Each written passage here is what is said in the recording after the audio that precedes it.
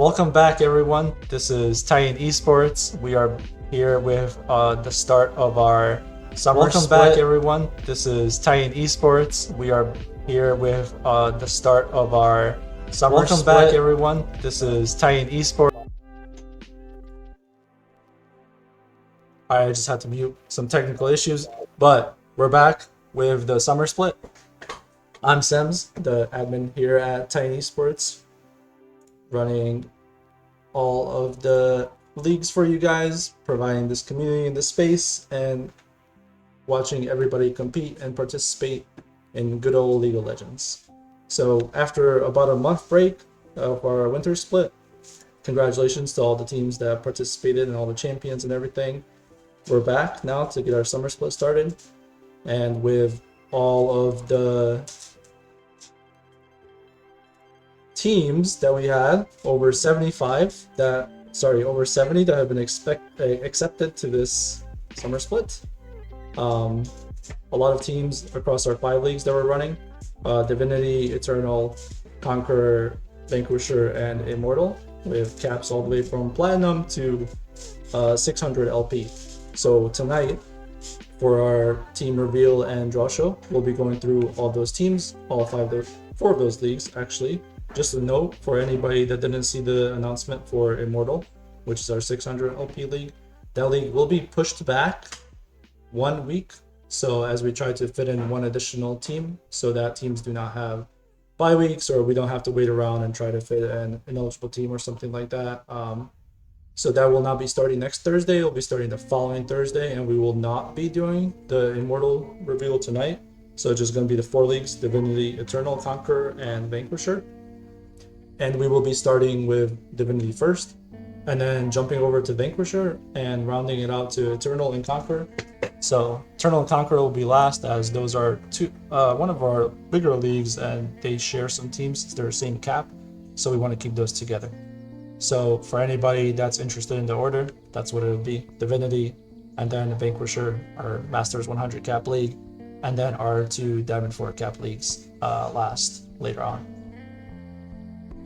And I want to say thank you to everybody for tuning in, for watching the show, to see the teams revealed, everybody being interested in participating in Titan.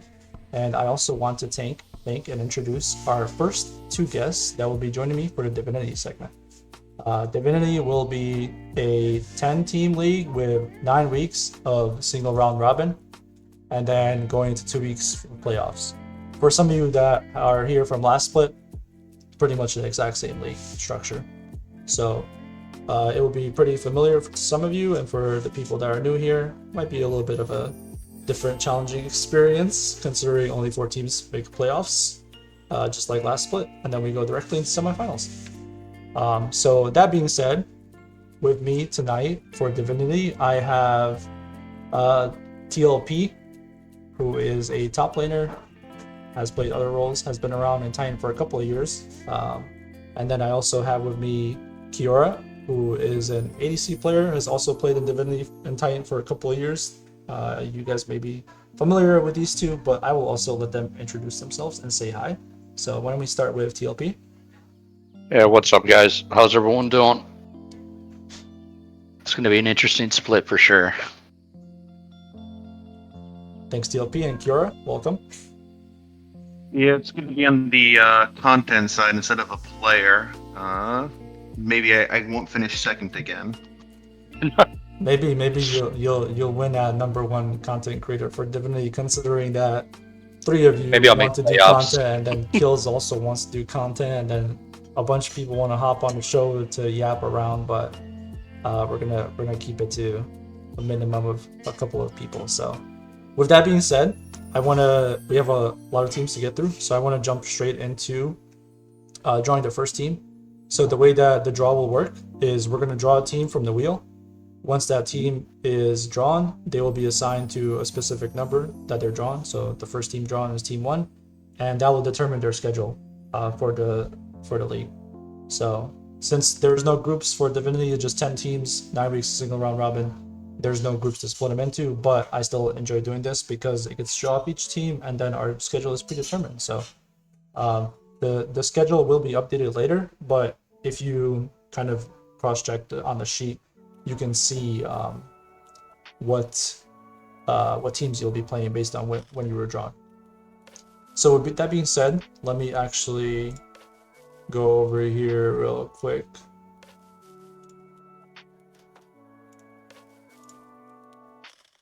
And there you go. Everybody can now view the Divinity sheet that was linked in the announcement. So if you open that link again, you'll be able to see all the rosters, and we'll go through now and spin for our first team.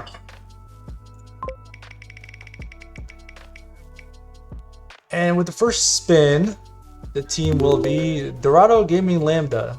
This is and the defending championship org, different players, some of them, but I'm sure a lot of you that are participating and have been around for a while are familiar with Dorado and familiar with some of the players that you will see on this roster right now, as I will insert them into Team 1.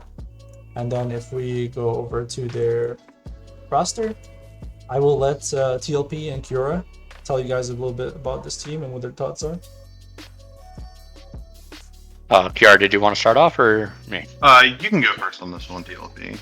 I'm gonna be honest. I think this is definitely a playoff contender, and definitely probably maybe a championship favorite, along with a few other teams. But I think this team, top to bot, just solid. Walk Warlock's a solid standout player in top side.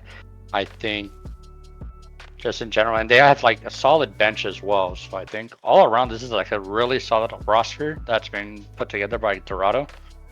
I really don't see any weak points. I think it's stable all throughout.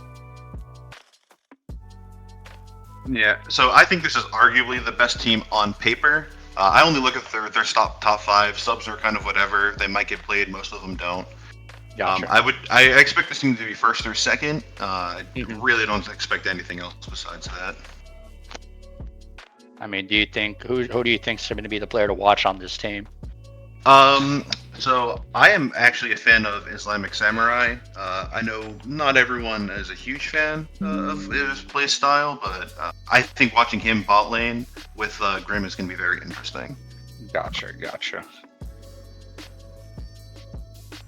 Yeah, I can agree with you on that. That the bot lane's probably, I think honestly, just across the league, I think bot lane's going to be the one to watch this go around in Divinity. Awesome. For a couple of them, I agree. Yeah. Yeah, Kira can probably disagree with a little bit of that, considering his balling prowess in Divinity League and past splits. But I probably should have done this earlier, but just going up and down the team. In top lane, you have Walk Warlock, and in jungle, you have Sunrise. Mid lane, Ephron, ADC, Grim the Fire, and support Islamic Samurai. And then a couple of their subs are Kobita, Kills, and Booty Bang and Billy. So that is the Dorado Gaming Lambda roster. And they have their team captain or contact, Anderson Cooper, with Cherry Coke coaching them, who is the same coach as their championship roster. So with that being said, let's move on to the next team on the spinner wheel, which will be TFF Aftershock. This is an org who's making a return, inspired by Coconut, after not participating in a while. So they're trying to bring it back, trying to do something. So let's see what their roster is looking like over here. So TFF Aftershock is Coach Silent K in the top lane, Cocoa Puffs in the jungle, IQ of a Coconut in mid lane, Chrome Alone, ADC, and Fallen X-Warrior in the support role. TLP and Kira, thoughts on TFF Aftershock? I can go first on this one. All right. So their entire team looks really good, except their top lane concerns me with. That's the only question mark I have on this team. The rest of them look great. I expect this team to be like 4th, 5th, playing for playoffs. I'm gonna be honest. I don't have very high hopes for this team. I mean, top to bottom on paper, they look solid, but just like Coconut, like just based off of like I played with some of these guys in the last sided split, and just Coconut and Fallen haven't had the best go around recently. So I mean, hopefully they can return to form, but I don't have very high hopes just because I'm not too familiar with Coach Silent K, Cocoa Puffs, or Chrome Alone. But just going off of mid and support, I mean, it's just going to be very interesting to see if they can, you know, return to form. And because this team looks good on paper, That's so true. I'm That's really true. curious to see. Pretty highly rated 3 players, and then yeah, just looking based on solo queue, we'll see how they perform. And if Coconut can redeem some of his recent performances in Divinity splits. So TFF Aftershock coming in as our second drawn team, and let's move on to the next one. Yep. The third team drawn is True Minded Gaming Hunters. So for some of you who are familiar with our other Diamond 4 Cap League, True Minded Gaming has been participating there for a while. They won our Conqueror League the split before last split, so they're not defending champions. So now this is their first time, I believe, in the Emerald 4 Cap. So let me switch over to the sheet and bring it over to True Minded Gaming Hunters. With King Kong in the top lane, the Glizzler in the jungle role, Bixis mid lane, Stealth in ADC, and Blue Chair 25 in support role, with their coach and contacts being Cool and Comb. With that being said, TLP, Kira, thoughts on the TMG team?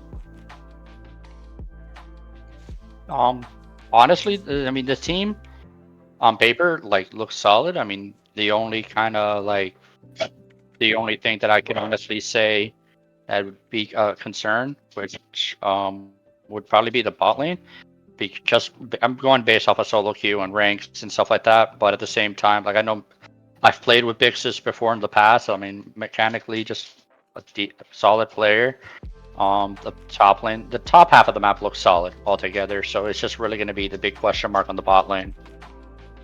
Yeah, I agree. The bot lane, like if their bot lane can play to their top side, I think this team will be perfectly fine. I expect them to be about fourth.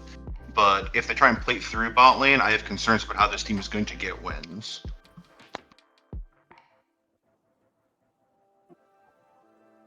Fair enough, fair enough. I think I'm familiar with some of these players. They've been around for a bit, but definitely they have their work cut out for them. I know a lot of them have recently promoted and improved, but we'll see how they do with some of the other competition here. And with that, let's move on to the next team. The fourth team being drawn is TPO Quacks. That's Troll Picks Only Quacks. TPO is an organization that has been around as well in the lower Elo scene for a couple of splits now, mostly like IBS Gold teams, and they've participated previously here as well. Not the best finishes in Divinity so far, but I think they're looking to have a good time, playing in Divinity with some of these players that they're bringing in. They're definitely not pushovers, but let's go check out the roster for TPO Quacks. TPO Quacks is up here. They have Toradin in the top lane, Mr. Honk. The jungle role, Quartz Hill. In the mid lane, JK Slap Games in the ADC role, and then Ray Payron in the support role. Their subs are Cataclysm, Bridge Painter, Lil Tommy, and We Good. Yeah, thoughts on the TPO Quacks team, guys? So I don't have a super high opinion of TPO as an org. This team, I'd be interesting to see how they do. I know when I was looking them up, they were already playing a bunch of scrim games together, so maybe they'll start at a higher level of cohesion of other teams. But I think their support is by far their best player, and I don't think this says a lot about the team. Yeah, I have to agree with you on that. I'm extremely worried whether this team will be able to hang. I mean, with the upper half of the league, they're just one big question mark. I mean, I agree with you. Support's the best player on the team, but I definitely think if they have been playing scrims together and they're coming in with a lot more synergy than maybe some of these other teams, and hopefully they maybe cause a few upsets and maybe try to contest for the middle of the pack. Okay. We'll see how TPO Quacks does this time around in Divinity. And with that, I'm going to move on to the next team. And the next team being Baron Besties. Baron Besties, I believe their org is Baron Buddies. So they've also, I think, been participating in a couple of IBS leagues recently, and I believe they won a gold silver league. So they're coming in here with this roster, who is right here, looking to see how they do in the Emerald 4 Cap League. A little bit of a higher challenge, but their lineup is Moxie in the top lane, Jungle, Pot of Greed in the jungle role, the Pyrat mid lane, Mary Lee Sin ADC, and Liv122 in the support role, with Ember the Flame and Silex in subs. TLP, Pura, thoughts on Baron Besties? Baron Besties. I'm sorry, I didn't mean to cut you off. No, but, you go first. You go first. Yeah, we'll just alternate back and forth. But I've played against them in LXC actually. The core of the roster has it looks like the core of the roster is maintained with like one or two different players. But overall, I mean, they're a solid team. I think they're definitely it seems like they're a group of friends that like to play together. So I think overall they have synergy on their side, which I'm hoping for. But I think altogether, this could be an upper middle of the pack team. But they could also contest for those bottom two playoff spots, I think. Yeah, I would be shocked if this team isn't third. They look great. Their jungler has an amazing name. If they've already been playing together, which I didn't know, then that only makes them even better, in my opinion. They definitely look like a third place team to me. I think I would agree with both of your sentiments there. Past synergy with players and consistency does help with competing with other teams at this level or higher skill level as well. So welcome to Baron Besties or Baron Buddies, their first time in Titan. So glad to see y'all here, and we'll see how they do with some of these other teams. Let's spin for the next team up. I believe this is 5 or 6, maybe 6. The next team up is Ultraviolet, and that is Ultraviolet Gaming. This is a new org to Titan, and I want to make sure that I give you guys a little bit something about them. So they're part of the Beacon Esports org, and they have teams from Platinum, Emerald, Diamond, and they've started since as an org in 2022. And the specific owner, who is one of the players, I believe, on the team, they've been playing together for about 10 years for some of them. So which is a really, really long time. So they're close friends, I assume. And that, we'll see how they do here as well. Coming to Titan. Let me find their roster real quick so I can actually introduce them. Ultraviolet Gaming. Their contact owner, Bufo, who is also their ADC with BBL Drizzy in the support role. Mid is No Name. That is CB No Name, for some of you who are familiar. Have been around for a while in the Gold League. Genghis Khan in the jungle, and Aternumi, Kiel Benevni, whatever, in the top lane. So this is a new team. I'm not sure if Fiora TLP, if you guys have any thoughts. Are you familiar with some of these players? I'm familiar with No Name, but I think that's it on this team. So my thoughts on this team, though, the only thing is I saw that they were playing a lot of games together, except their support only plays support when they're playing with a teammate on this team. So I don't know how familiar they are with the role. Maybe they'll pull out some crazy picks, which would be really cool. I expect them to be middle of the pack, maybe get a playoff split if they get a couple upsets, but I don't expect them to make playoffs. Yeah, I'm gonna be honest. Since No Name's probably the only name that I'm really familiar with, unless someone here has done a name change recently. I mean, I see them maybe contesting for one of the last spots in playoffs and just maybe middle of the pack type of team. But yeah, the support not having any solo queue games on actually support is super confusing. It looks like they're just the ultimate fill player. Okay. I will say But they did just recently swap the support and the sub, so maybe that okay. the bot lane duo synergy that they have, maybe they've been playing together for a really long time and they're gonna test that out. So we'll see how they do as well.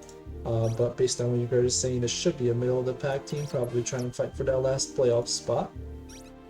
I Welcome mean, to Ultraviolet Gaming, to Titan and the Divinity League. So we'll move on to the next team. Next team up is Literal Monkeys. Literal Monkeys has been around for a while as an org. Some championships, some not successful runs at leagues, and they have also participated in Titan for a bit now, for a couple of splits in our Conqueror League, our D4 Cap League. So welcome back to Literal Monkeys. Let me get over to their roster.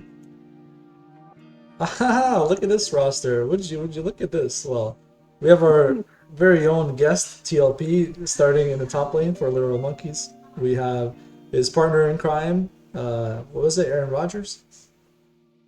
Singular Bread. My bad. My bad. Ball Slap in the mid lane. Yomi in the ADC role and Pink Penguin in support. I'll let you guys take it over here because you're probably familiar with some of these players, TLP, and then why don't you tell us a bit about your team? All I know is Brad's gonna get injured within the first 15 minutes of the first game. I mean, anything I say is gonna be biased. I think we'll be upper middle of the pack. I do think that, like, if we make playoffs, it'll be by the skin of our teeth because I do think that this league's looking strong. I think it'll be a very competitive league.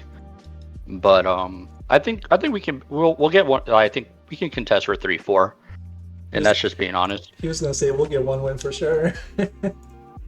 Well, I think we'll at least get one win, and that's growth for me and Brad, honestly. That's true. That's true. Kira, thoughts on your counterparts here, team that he's playing on? All right, so I looked at their top and jungler and immediately knew this was a 2-win cap team. It feels bad, but it is how it is. The only way I see him getting wins if Yomi decides to carry everything because that's what he does. Yeah, I don't know. Maybe 3 wins. I'll give you 3 wins. Well, we have a Okay. chiropractor on staff for Yomi's back, so he can carry us through the season.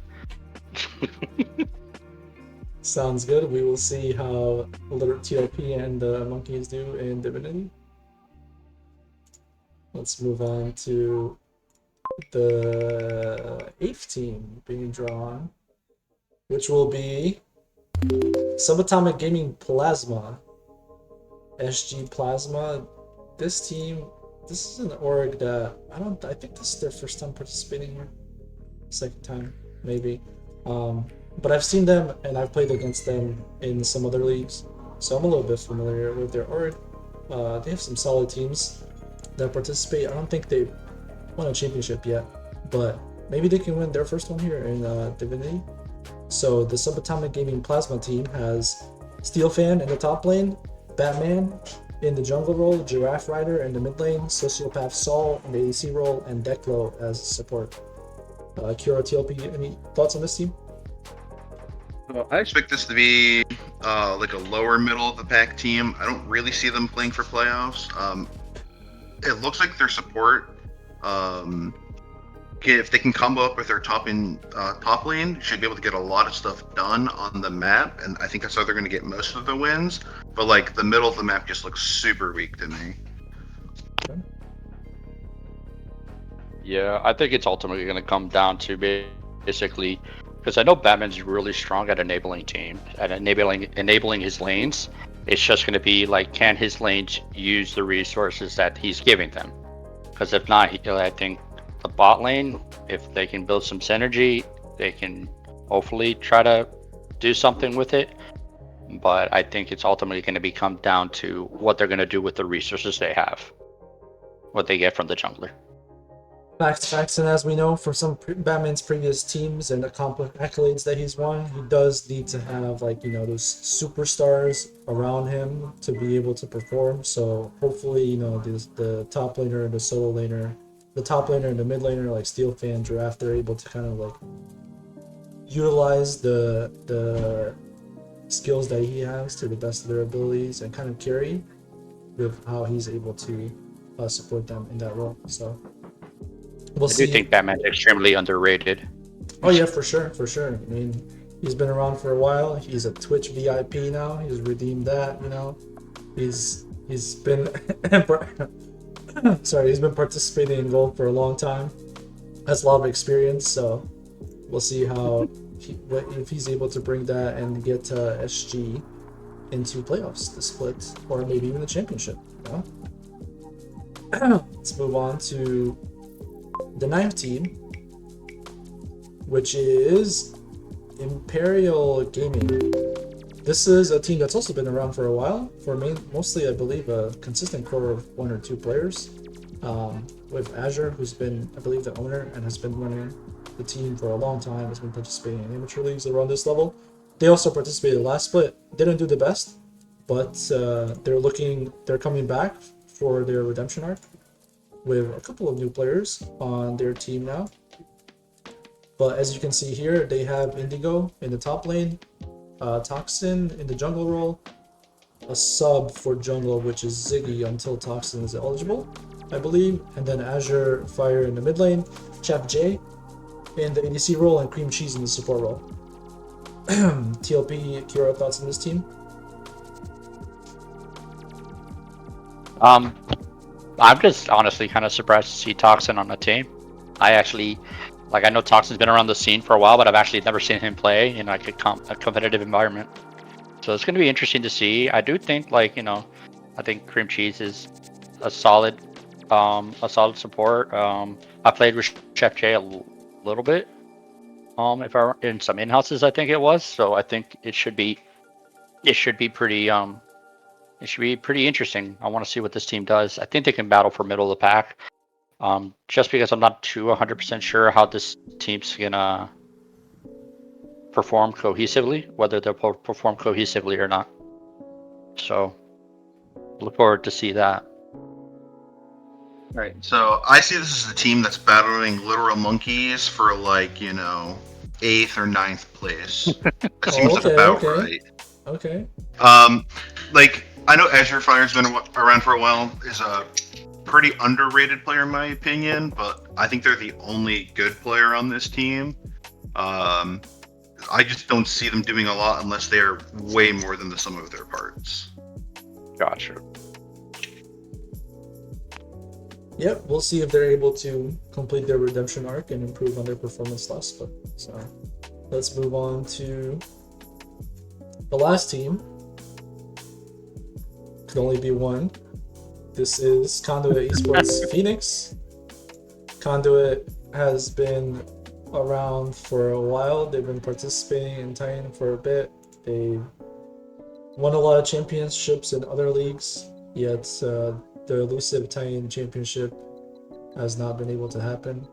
But we will see if with this roster that they are bringing to Divinity, who I believe are the reigning champions, defending champions in a couple of other Mickey Mouse leagues, but we'll see if they're able to actually win a real one here with their roster of Dobbs in the top lane, Nation in the jungle role, Socks to Thighs in the mid lane, Domination in the ADC role, and Not So Dark playing support with Rud Stepbro as a sub. Kira, TLP, thoughts on the Conduit Esports Phoenix team? So Conduit is typically a team that does extremely well in the regular season and then somehow loses in playoffs. I know this very well in Titan. I do think this team is very solid. They can play through most of the roles. I would be shocked if they fall any lower than second. I do think it's between them and Dorado for early season. Who do you think is going to win? You can definitely give it either way. I think collectively we put Conduit first, but either team can really win it. Yeah, I mean, honestly, I think this is definitely top 2 team. Completely agree with you there. I think this roster is extremely strong. I will say this: I think old man Gymnetics he might follow the Moneyball theology because really good regular season team and then just don't win in playoffs. But no, I honestly I think Conduit Phoenix and Dorado are going to definitely be the top 2 teams. That's just what I'm guessing right now. I mean, this roster stacked. Holy crap! Yeah, the only question mark I have is I know Dark has played support before, but I just think it's interesting seeing him swap to support. Oh yeah, holy crap! I didn't even realize that he's off roll. Oh, okay, Yeah, okay. This is gonna I be mean, interesting. I know he plays everything, but But he's predominantly an AD carry player, so this should be good. Yeah. So I think also it's gonna be like who's gonna be basically leading that lane. Who's gonna be calling the shots in lane, and that's I'm gonna be sure we'll interesting find out after week 1. for sure. I don't think they've run this iteration of the roster, and assume not, for this CPX team, so we'll see if they're able to recreate some of the success they've had in other places, right? Under the Phoenix name. So with that being said, let's switch on over to the standings. So as you can see here, our 10 teams for Divinity are Dorado Gaming Lambda, TFF Aftershock, Trumania Gaming Hunters, TPO Quacks, Baron Besties, Ultraviolet Gaming, Literal Monkeys, Subatomic Gaming Plasma, Imperial Gaming, and Conduit Esports Phoenix. With that is all 10 of the teams that are participating in a 9-week single round robin. So I won't switch over to the schedule, but you can see the teams based on when they're drafted, who plays who, and we'll update the actual schedule later of the team names. For playoffs, it will be top 4 teams, 1 versus 4, 2 versus 3, into finals. So yeah, that's our Divinity teams, and I want to hand it over to TLP and Kura to kind of give us your expectations for the standings, where you see, and maybe predictions. And I know you guys did a little bit of overall power rankings, preseason power rankings. You want to talk about those a little bit? Thing. So I can say with this format being run again with only the 4 teams making playoffs, it makes it super competitive where any loss or upset that you have, if you get upset for any of your games for a top team, like that can cause you to completely miss out, which is very brutal, but I mean, it makes it more interesting towards the end of the season, depending how the schedule plays out. Do you have the power rankings to pull up so we can show it or no? TLP had them, but I don't think I can pull it up. But Yeah, I I can. just sent you a screenshot. I sent you a screenshot of it, or you want the link to the community one that the straw poll. Oh, you can actually give me the link to the straw poll. Yeah, what's the link to the straw poll? There you go. I just sent it. Okay. I think I can pull this up. And just go straight to the results. Oh, bet. Yeah. So we did a Like basically poll that's how. earlier, right? And it shows me the results of a couple of us behind the scenes and some of these content creators that will be doing stuff for Divinity. Mm-hmm. And yeah, you guys go ahead. There's the Plat Power Rankings.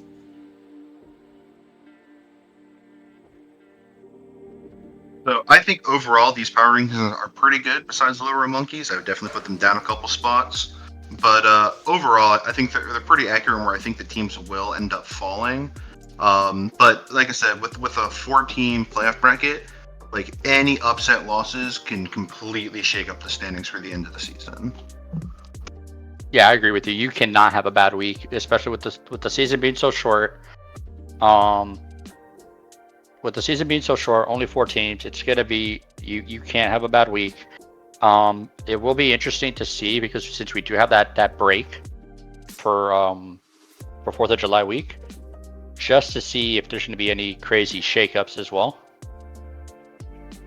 Like, just because I think that's mid-split for us. So Yeah, I think by 4th of July, yeah. So like any last-minute changes are gonna happen with that 1 week break, and I think that's when you'll see either the gap even get bigger, or it'll just flip on a dime for that second half of the split. I think that break's gonna be really interesting to see what happens. Yeah, I think. But I definitely think the power rankings are pretty accurate with how they're going to fall. Yeah, I agree with that. I think let's see what everybody else thinks after seeing the rosters, seeing the teams, and then probably too early right now to tell who's going to win or who's going to be where, but these are probably a solid estimate, just looking at the rosters based on past experience and everything. Mhm. So yeah, those are your 10 Divinity teams participating, and then the power rankings as well. I think we can post those as well into the content channel with additional content that we'll be doing for the rest of the league, the upcoming weeks, etc. So I think we have some couple of things that are cooking behind the scenes for you guys. So throughout this split. But And we'll yeah, probably do a community-based power ranking as well. Like we'll probably drop a straw poll in there, see what the community thinks. sounds like a plan. So with that being said, I want to thank TLP Kiora for joining me for the divinity segment, and I believe that will wrap us up. If anybody has any questions or any issues on the roster doc they see for the divinity players, please open a ticket, staff help channel.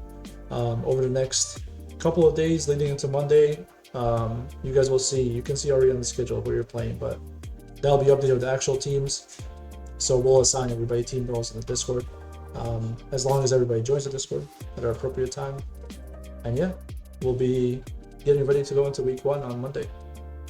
So thank you everybody for tuning into Divinity, and we're gonna take a short break right now, probably like 3 to 5 minutes, while I get our guest for Vanquisher and get that set up. So Vanquisher will be a little bit longer, as it is a 20 team league with 2 groups of 10, unlike Divinity with 1 group of 10. So that one's going to take a little bit longer. So I'm just going to take 5 minutes to prep for that, and we'll be back shortly.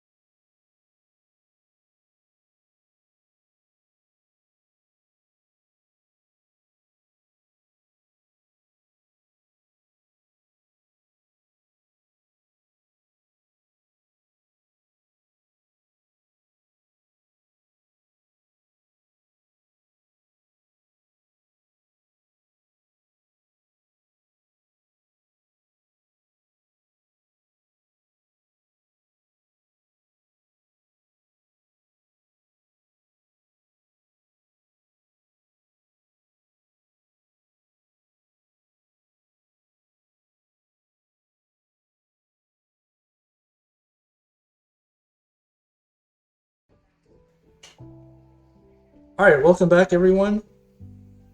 We're now getting started with our Vanquisher League. So this league is our Masters 100 LP Cap League with 20 teams participating for this summer split. And those 20 teams will be split into 2 groups of 10, participating in a 9-week single round robin group stage with that goes into 3 weeks of playoffs. So the top 4 from each group will make it into playoffs, and then it will be cross group playoffs for 3 weeks with 1,400 prize that's split just like the rest of our leagues. This Vanquisher League for summer split is double the size of our last split, but for some of you that are returning, some of the returning teams and people that have been following along, you'll see that it's essentially the same structure, just 2 groups. So with that being said, I would like to introduce my guest for tonight, which is Solarion, who was one of the mid laner player on PSE last split, who was one of the top teams, but they did not make it to finals, unfortunately. And Solarion will be back this split doing content for Vanquisher, as well as playing on a team that we will find out about later. But Solarion, welcome. Thank you for joining me. Why don't you introduce yourself? I mean, thank you for the PTSD, man. What are you doing out here? I had to remind you a little bit. We'll get there with Dorado. We'll get there. Yeah, for sure.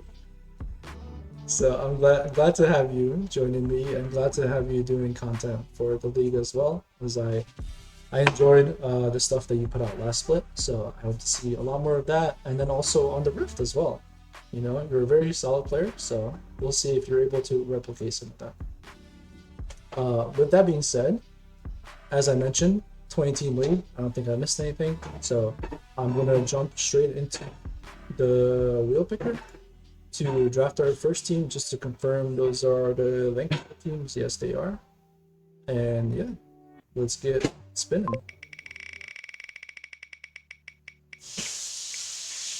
And the first team up will be Astral Spire. Astral Spire is a team from the Spire org itself. They had 2 teams last split that participated in Vanquisher, and this is one of their teams that is returning with a lot of similar players. If I switch over to their roster, Astral Spire right here. Oh, before I do that, probably let me give everybody access to the docs. So the league doc is now public, everybody can see it. You can take a look at all the rosters, follow along with the draw show. Each team will be pointed to the standings, and then their schedule will be determined based on when they were drawn in that respective group. So as I said, first team, Astral Spire, with top lane Abariel, jungle Ryan, mid lane Astral Cherry, ADC Taggy, and support Nickel. Solarion, why don't you give us a little bit info about the Astral Spire team? So Astral Spire were a decent team last split. I'd say they had some good moments. They played like a very solid macro style. They have the Ash Lord back. They have Cherry back, both very solid solo laners. They changed out jungle, which I think was probably a good move because they need a bit more carry threat in that role. We'll see if Ryan can do that. And they shuffled bot lane around. Their new ADC is rather low ranked. I don't know that much about him. We'll see if he can overperform. I think that's really the swing of the team. If the ADC can perform, I think they'll be quite good. If the ADC, feels under the pack, then I think they'll struggle and probably be a similar level. I think I agree Is with that. Is that good? Yeah, I pretty much agree with what you're saying there. Let me just put them into as the first team into the game. Got that? Okay. Welcome back to Astral Spire. That's the divinity. And now we'll be spinning for the next team, which will be Akuma Blades. So Akuma Blades has participated in a couple of our leagues, and they're returning again with a new team that some people may be familiar with from our previous league, but also from other leagues around. Let me switch. I'm on their roster. So for Akuma Blades, they have Lego James in the top lane, Kinkoni, Cafe Sioko in the jungle role, Toomey in the mid lane, Fluke at the ADC role, and Rematch as the support. So thoughts on the Akuma Blades roster? And Akuma's been one of the top orgs at this level, you know, both this level and Master 600, I'd say, for a long time. Toomey, we just saw win BOL, I believe. They're like Masters 100 cap league. I'd say, on paper, one of the best rosters in the entire league. You have to give them credit, and I'm very excited to compete against them. I'd say this is a very solid league, very middle-centric league, but I'd say if a team stands out early, it's probably Akuma. Okay. I like that take. I think I pretty much agree with that. So Akuma Blades will be going over here as the first team in Group B. So we have Akuma and Astral so far. Let's move on to go back to the menu I chose. Let's see. The third team. So this team will be going into Group A with Astral Spire. And the team is Vindicates. Vindicates is an org that I'm not necessarily that familiar with. I believe they're newer here. And yeah, they're a couple of group of friends who just decided to create an org and they want to play together and competitively. So Sol, let me just tell you about their roster real quick and then you can give me your insight.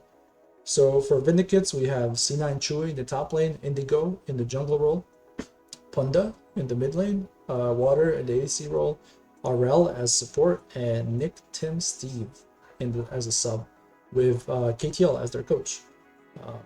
So thoughts on Vindicates? I'd say Vindicates are one of the teams I know the least about. I don't really know any of their players. I haven't really gotten the chance to talk to them much about their team yet. Maybe I'll have more to say in the preview article. But as of now, I mean, their ranks seem totally reasonable. They have a coach. It seems like they play pretty hard. You know, this team could miss playoffs. They could make it. Who really knows at this point? Yeah, that's for sure. Hard to say about some teams that we haven't really seen around, but based on Solid Key ranks, they should do just fine in Vanquisher. Let's move on to the next team that will be joining Akuma Blades in Group B. And that team will be Elysium Paris. So Elysium has... Yep, Sorry, my fault. Yeah, Elysium has been around for a while. They participated mostly in our Diamond 4 Cap leagues, having won one of them a couple of years ago. But they always have solid teams, pretty strong teams. I don't think they participated in our last split. But for this time around, their roster is Night Ravens in the top lane, OP Kill Switch in the jungle role, Tough Daddy in the mid lane, Siggy in the ADC role, and Daeda in the support role, with Furry Little Feet, Mammoth mid, Duddy Brains, and Ratchet as supports. Sorry, as subs, not supports. So thoughts on the They have the team? 9-man roster. Yeah, 9-man roster. One of the interesting thing is Elysium were the org that faced off against Akuma in BOL finals. I know that because Idris is on my team. Different rosters, but still funny to kind of see with these established orgs. We played against these guys in a scrim. Won't talk too much about it. Very solid roster, as you can expect from Elysium. Coordinated. I think Tough Daddy is coming up from Conqueror, if I'm not mistaken. Yeah, you're right. Something like that. You're right. He was in Conqueror for a while, and then this past split, he went from D4 peak to hitting all the way to Diamond 1, I believe. And nice. He was a long time Dorado player, but he switched over to different colors now. I guess the black and gold wasn't suiting him. I mean, that's such a sick icon for Elysium. I mean, that's really one of the best icons, I think, in this whole league. And yeah, I mean, I think this team individually doesn't seem super overpowering like the absolute top end might be, but very solid. You trust the org. I think they'll definitely be in the playoff conversation at the least. I agree. I think a couple of players in their team have made deep playoffs runs as well in Diamond Leagues, so I expect them to be very solid going into this league as well. So let's switch on over or spin the wheel for the next team. and then I'll stop like halfway through just to check in on the groups and see how they are so far. The next team up is the winning formula. This is also, I don't know if they're actually an org, but they're a group of friends who I think they have like a core group that's been playing together for a while. 2-3 players, and I've seen them in other leagues, but this is their first time in Titan, so I think for the most part, for most of the roster. So welcome to the winning formula. Let's take a look at their roster, which is all the way over here. So the winning formula has Inigo Montoya's V3 in the top lane, Lee Sinner's jungle, quality player in the mid lane, Zafa in the ADC role, and Helper as a support with subs Earl, King, and Perky. So thoughts on the winning formula? I don't know a ton about this team on paper. I probably want to talk to them at some point. I know Inigo Montoya is from Mint, who won Aegis Defender League, so it's always nice to see that kind of cross-league turnover. You know, we have the defendant BOL champ, we have the defendant Aegis champ, different org, different roster, but still nice to see. And I mean, you know, you have some innate trust for this type of roster. I think I've seen some of these players around, and you know, I think they go into a similar boat as Elysium. I don't know enough about them to say that they're dominant favorites, but they definitely seem like they should be a good team. Agree with that, and I think a lot of these players should have synergy playing together as well. So we'll see how they do here.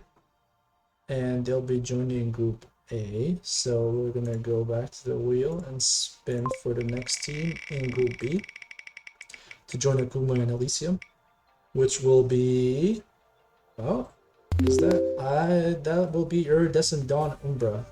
Iridescent Dawn has been around for a while as well, another fairly familiar org. They have a couple teams across over various amount of our leagues. I think this is their first time here, if I'm speaking correctly, for Vanquisher, and this is our only third split at 100. But welcome to ID Umbra.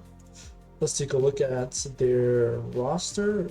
I think this is a pretty strong roster if I remember correctly. So ID Umbra has Gwenji in the top lane, Cesark in the jungle role, Vassal in the mid lane, Meow Master in the ADC role, and Yarg as a support with Adele Superfan as a sub, and their coach Rai. So thoughts on the ID Umbra team? I'm not really familiar with any of these players. I was talking to their support a little bit, and they're from a league that I'm just not familiar with, like some draft league. But they've had success in that league. I know a couple of their members have actually played an AML, which is 600 LP cap. Obviously, they have 4 Masters players. They have a good org. They have a coach. I'd also classify this as like one of my top tier teams on paper. And since they're already in a group with Elysium and Akuma, you're starting to think, you know, you'd rather be in Group A than Group B at this point, I'd say. Good call, good call. That group is definitely looking a little strong so far with 3 teams in each group. I'll circle back to those, but welcome to the ID Umbra players. Good luck in Vanquisher this split. Let's move on and see which team will get drawn next going into Group A. And that team will be XG Neptune. This is the team from the defending championship org, XG. And I believe they are bringing back some of their players. Let's see who those players are exactly. Sorry for all the scrolling around. I don't really have good graphics. We're in the bottom right. Yeah, you know, sometimes looking alphabetically, it's very difficult to figure out where the X is in the alphabet.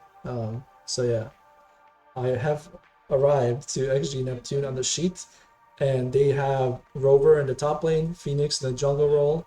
Well, who's that in the mid lane? Oh, look at that, it's our guest. Presidium Solarion in the mid lane, being picked up from the former PSC roster last split. And then Idris in the ADC role, and Improvise, the support captain for XG, in the support role with Cartana being a sub. So Solarion, thoughts on XG Neptune and the team that you've joined this split? I'm not gonna like sit up here and be super biased and like give you a prediction. Obviously, you know, I think we're really good. I think we have a lot of potential. more than anything, I think it's really interesting to see a roster that's so established. You know, we have Rover, Phoenix, and Improvise, who were championship players last split. We have myself, who played last split, who made the All Vanquisher team. We have Idris, who's been in a bunch of different leagues, not Vanquisher, not Titan yet, I think, but he has a lot of experience. So to me, it's really a referendum on, you know, how good was last split? How good were the players of last split? Can this team compete against, you know, different opposition, different orgs? And I think it's going to be really exciting and it'll produce really fun games. Yeah, I definitely agree. I fully expect this team to be really strong, considering the players that they brought on and the players that are returning as well. So once again, congratulations to XG on winning Vanquisher last split, and I'm glad to see they're returning to defend their championship with some returning players and some new ones as well. So we'll see if they're able to be the first back-to-back champions of our Vanquisher League. Considering, actually, this is the only third split, so there could have there could have been a back-to-back, but Dorado failed to do that in the second split. So we'll see if XG is able to repeat. And with that being said, I should probably put them into the respective group that they're going in, right? Which is Group A for XG Neptune. I think Solarian, you were saying you'd probably be happy with that draw because you want to dodge some. Now this is just going to age terribly if we start to lose. Yeah. We'll spin for the next team to see who's going to go into Group B. And that will be Oversoul Esports Empyrean. This is another org team that participated last split. So welcome back to Oversoul Esports.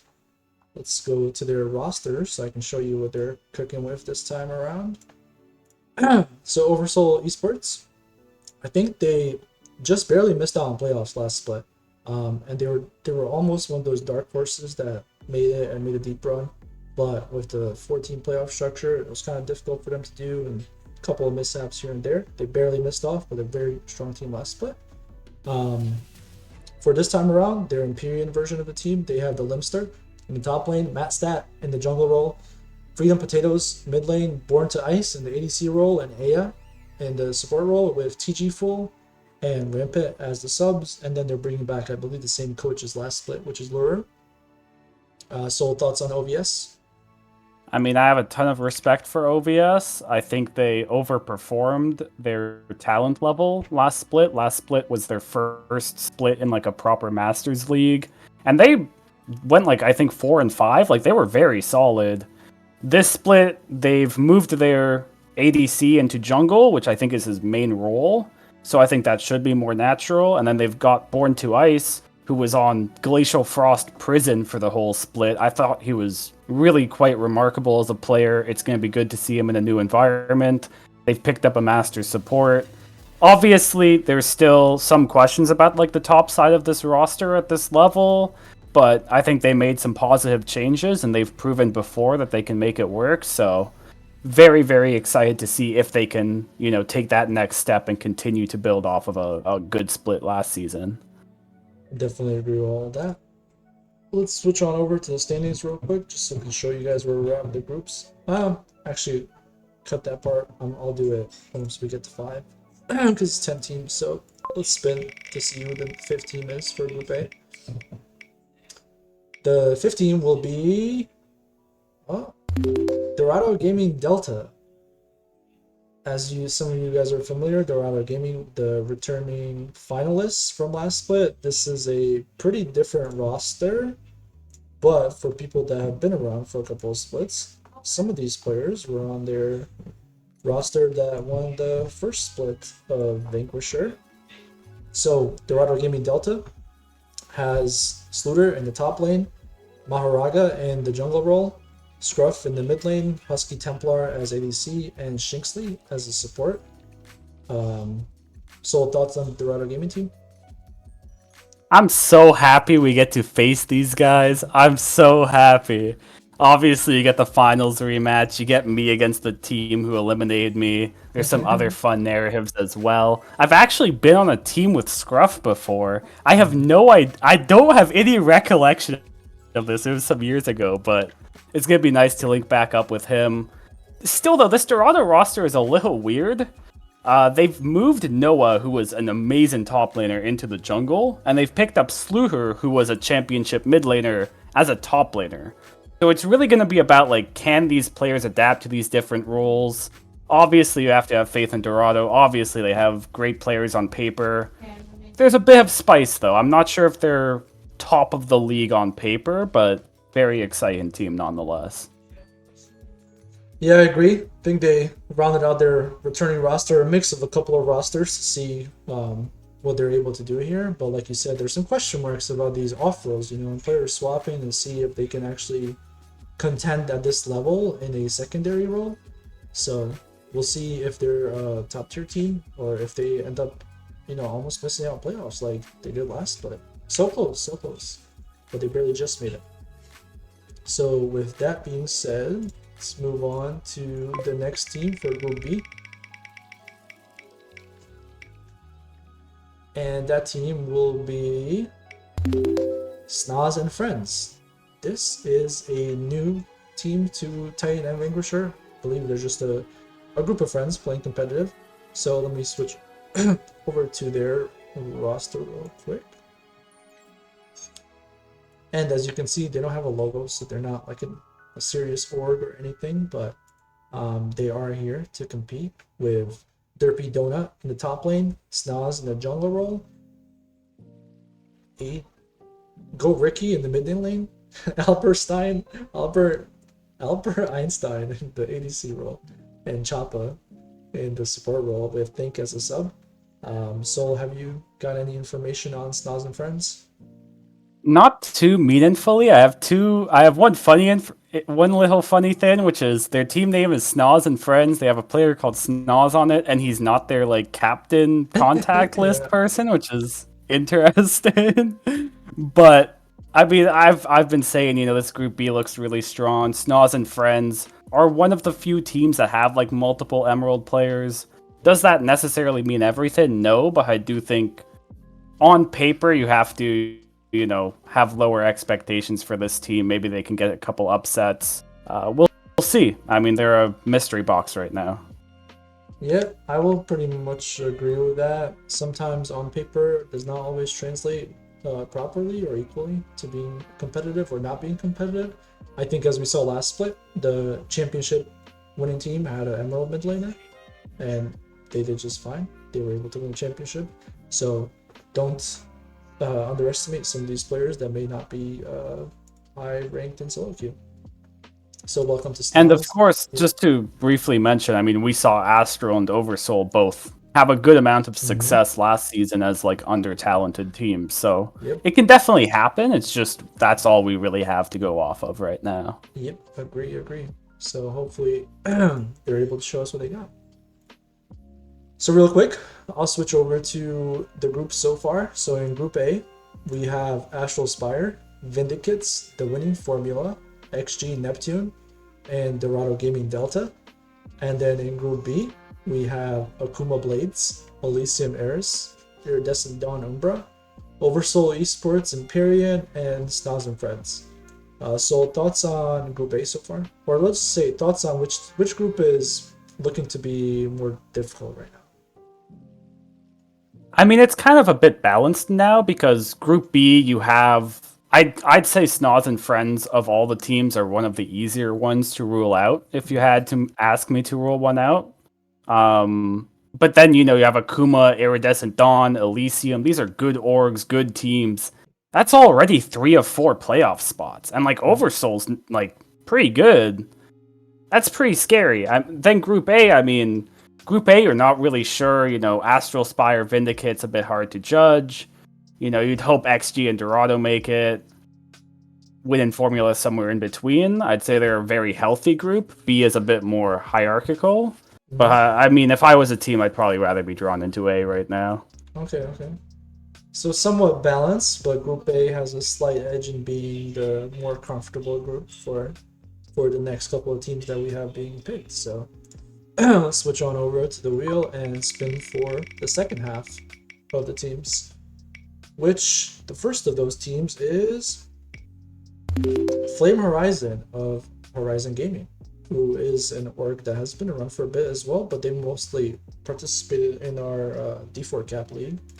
So some of their players, I believe, are also moving up to this league as well. So let me switch on over to their roster. So Flame Horizon has Grim in the top lane, Joby jungle, Nuffy's mid lane, Scomps ADC, and then Frozen Peach as a support with Subs, Dibble, and Shane. So just looking at this roster, I believe at least 3 of these players are moving up from the previous league. But Sol, why don't you tell me a little bit about Flame Horizon? Honestly, until now, I didn't realize they were an actual Horizon Gaming team. That's actually sick. That is a sick name. Huge credit for that. And then obviously, you have this really good top laner on paper.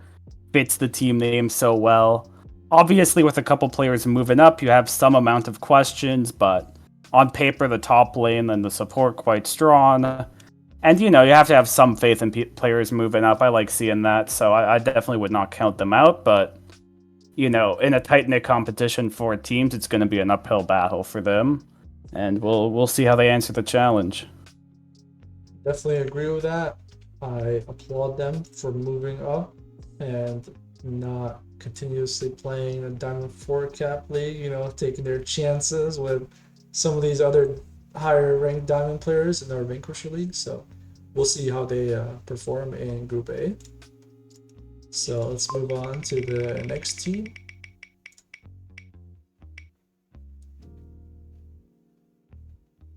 The next team is Omega Gaming Goobers. So Omega has also another org that's been around for a while, won multiple championships. They won our 600 LP Cap League last split. So let's see what roster they've cooked up here for our Vanquisher League. Omega Gaming Goobers has Jost in the top lane, Sourcewalker in the jungle role, Midnight mid lane, Ketu, ADC, and Bobek in the support role, with Subs, Flame, Marzion, and Mike. So thoughts on Omega Gaming Goobers? Man, this Group B, guys, holy. I mean, Omega Gaming, again, that's a good org. That's an org that you typically see good results from, and I think this roster, we've scrimmed them a number of times. I'm not going to talk in too much depth about that, but on paper, I think the roster is very strong. They're one of the 2 teams with 4 Masters players starting. The other team is also in their group. Sourcewalker coming back. I think he finally has like a real team that he can really perform on. I'm a big fan of Midnight. I think I've seen Jost around. Their bot lane's quite strong.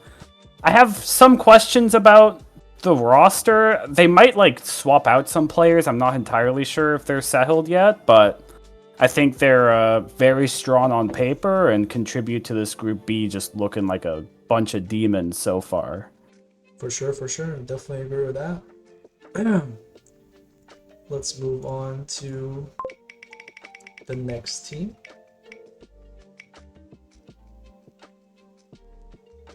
Which will be Gentle Hearts Gaming. Gentle Hearts Gaming is another org that has been participating mostly in higher cap leagues. I've seen them a couple of times in our leagues here around D4 or Masters Cap, but they predominantly focus on their challenger teams. So they participate in the NACL Open qualifiers, have participated in a couple of uncapped leagues here and there as well.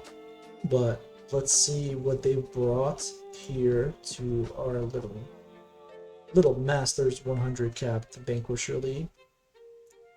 So Gentle Hearts Gaming has Skedaddle in the top lane, Corn Dog, Musty in the jungle role, Teals in the mid lane, and Kami in the ADC role. Unfortunately, their support had a little mishap and ranked out before the league started, after already being on the team. So their support right now is to be determined, but I hope they're able to find somebody and not have a fill player for the split.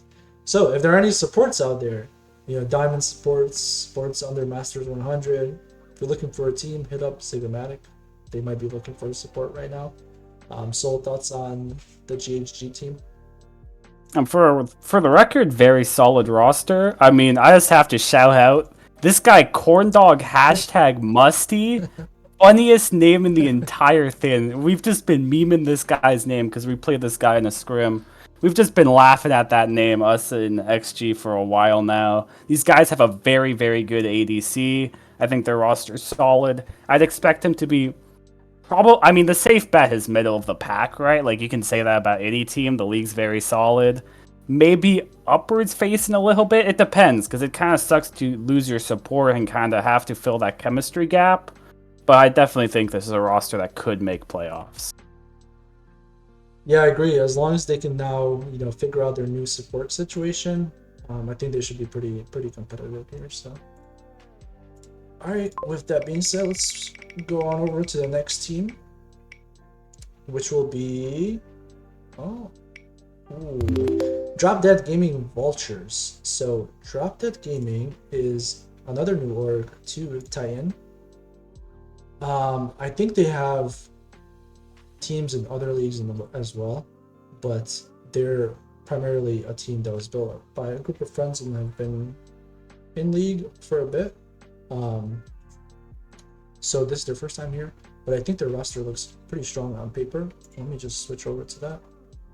I haven't seen them necessarily play in other places. I just swiped over from them, but they have a pretty strong roster on paper from what I saw compared to the rest of the teams that are supposed to be strong as well. So, Drop Dead Gaming Vultures has Star Chow in the top lane, Montgomery in the jungle role, Ace Menace in the mid lane, Taliana Grande in the ADC role, and the Silver Weasel in the support role, with subs Ace Crystal Fang, Ace Kaiju, and Eternal J, and their coach Dean Tasanto. Soul, any thoughts on the Drop Dead Gaming Vultures roster? We played these guys like a couple months, like probably a month and a half ago, very early into both teams' process. They were still going through tryouts, and I thought their core was solid, top mid ADC, solid. I've been talking to their ADC for a bit. He seems like he has a good head on his shoulders. And kind of like the thing that puts this roster together really is that jungler who seems very good. I've heard him talked up. I think he could be the X factor that really pushes this team into the playoffs. It is a hard group, though, at this point, and it's hard to have, like, super high expectations, but I think they could very much be a dangerous team if everything clicks, and I generally trust them to play good League of Legends. Definitely agree with that based on what I'm seeing, and them going into Group B. It's going to be very, very challenging, a very good challenge for that roster from what I've seen.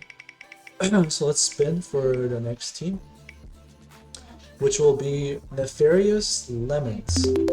I believe Nefarious is an org that just recently started up, but they predominantly have lower cap teams as well.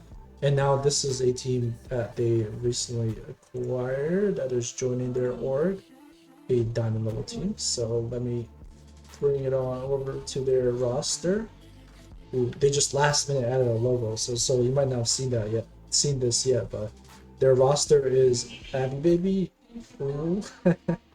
Hunter Wolf Steel in the jungle, Hunty in the mid lane, Woven in the ADC role, and you know who I is in the support role with subs Queen Sticks and Sute. Soul thoughts Yeah, I on mean, Nefarious Lemons team? that's a pretty good logo, too. I mean, shout out to all the graphics designers. There's some good work here. Honestly, I don't really know anything about these guys. I didn't get the chance to talk to them quite yet. I don't know them from any other leagues. I think on paper the roster looks solid, but not super remarkable. Again, safe bet is middle of the pack, maybe a bit under that, just because their ranks seem a little under the average, but you can't really underestimate a team like this. We've seen people surprise before. Yeah, I agree. And they'll also be going into Group A. So let's see. Welcome to Nefarious as an org, and we'll see how their diamond team is able to do here. Let's go on to the next team, which will be Misery Calypso Tide, who is another returning team that had showed a lot of promise last split. Had a potential to be a dark horse towards the latter start of the regular season to make playoffs, potentially make a deep run, but they just also missed out as well. Let's see who Misery is bringing to Vanquisher this split. So in the top lane, they have Nooner. In the jungle role, they have Jabber Jabber. Mid lane, they have Tanksta. ADC, they have Kush. And support, they have Lotus. And with Panda being one of their subs. And their coach is Iberos. So you're familiar with most of these players in this roster. Yes, sir. Thoughts on them? I think, just to clarify, 3/5 of this roster, the top side is from last season's MCT team in Vank. The bot lane is from the Conqueror team, though Kush got picked up towards the end of last split for the main team. I was not very high on Kush last season when he first transferred over, but he's been killing it in solo queue lately. He finally really got into high diamond. He has a good win rate. Big props to him. I think MCT last split played a very smart game overall. They were tricky to beat clean. Their jungler's strong. I think Tankster has a bit more to show in the tank that he didn't quite get to show last split. This is a solid team. It kind of depends, like, how does the bot lane fit? Like, can Tankster be a bit stronger as to where their ceiling is? But I think they have a pretty high floor. I trust the organization. I trust the coach. So definitely another strong competitor in this Group B. Agree. Welcome back to MCT. Misery Calypso Tide.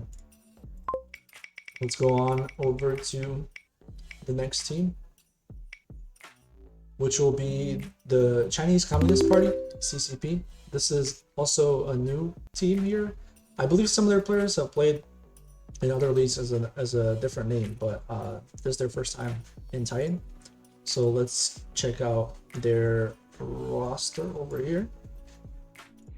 So for CCP, we have Dreadful in the top lane, Speedy Killer Ninja in the jungle role, Ken in the mid lane, 7-Eleven employee in the ADC role, and Milk and Mocha as a support. This team does have a different jungle starter that they were going to use, but unfortunately he's currently ineligible, so we may be seeing him later on around week 2 or 3.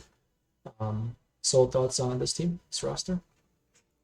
I think this team gives me big OVS vibes because they are on paper lower ranked compared to the league average, but as I understand, they've been playing together for quite a bit, so they probably have some established synergy, some friendship. We'll see if, like OVS, they can do some weird stuff and kind of throw teams off. I think, like, if this is one of the worst teams in the league, that's a sign of how strong the league is, because they'll probably have, like, something to give the league, even if they are a bit lower ranked, and you know, we've seen OVS make a run before, so not counting these guys out at all. Yep, I definitely agree, and I did talk to them about their ranks, and their captain said, yeah, they're ready for the challenge. They want to take it on. They don't want to play against, you know, some of the mediocre players and in the lower cap leagues, and they want to see, they want to punch up essentially and see what they can do, and to not underestimate them. So good luck to CCP, and they'll be in Group A with the rest of the teams there. I'll circle back to the standings in the groups after we pull the last couple ones. So let's go over here and spin the wheel.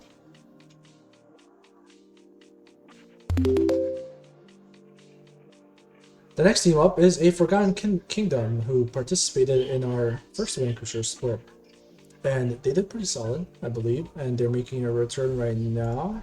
See if they're mostly the same roster or probably some new people picked up here, but they have Silly Boy Joe in the top lane, 50 Cal Taco jungle, Kusho in the mid lane, Alco Refugee in the ADC role, and Osnapski in the support role, with their coach Akela Kaliko. I believe I said that right. But Soul, thoughts on the Forgotten Kingdom roster? So this roster does have the same top and support as that roster, which did quite well.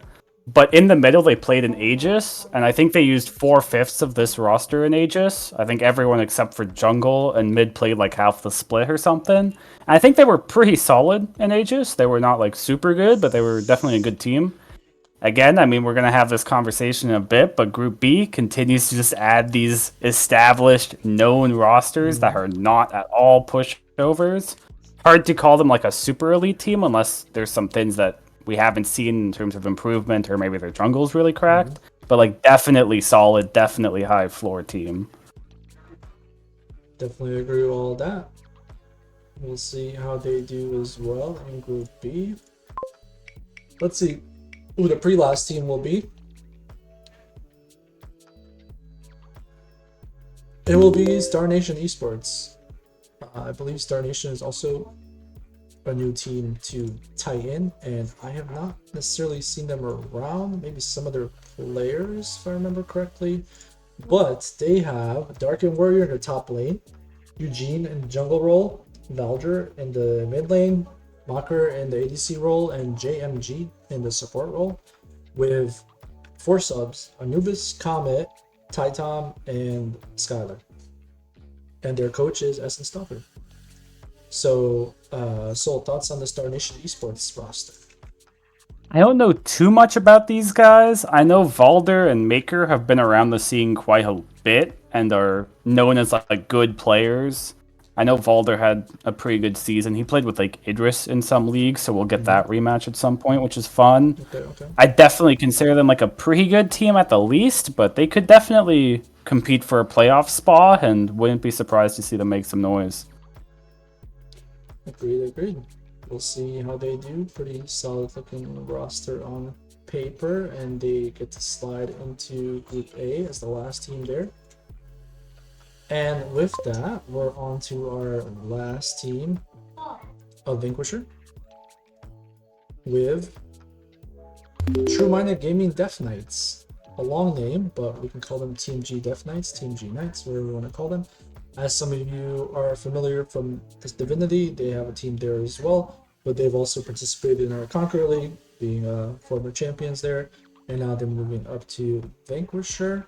Let's see their roster and who they're bringing up here.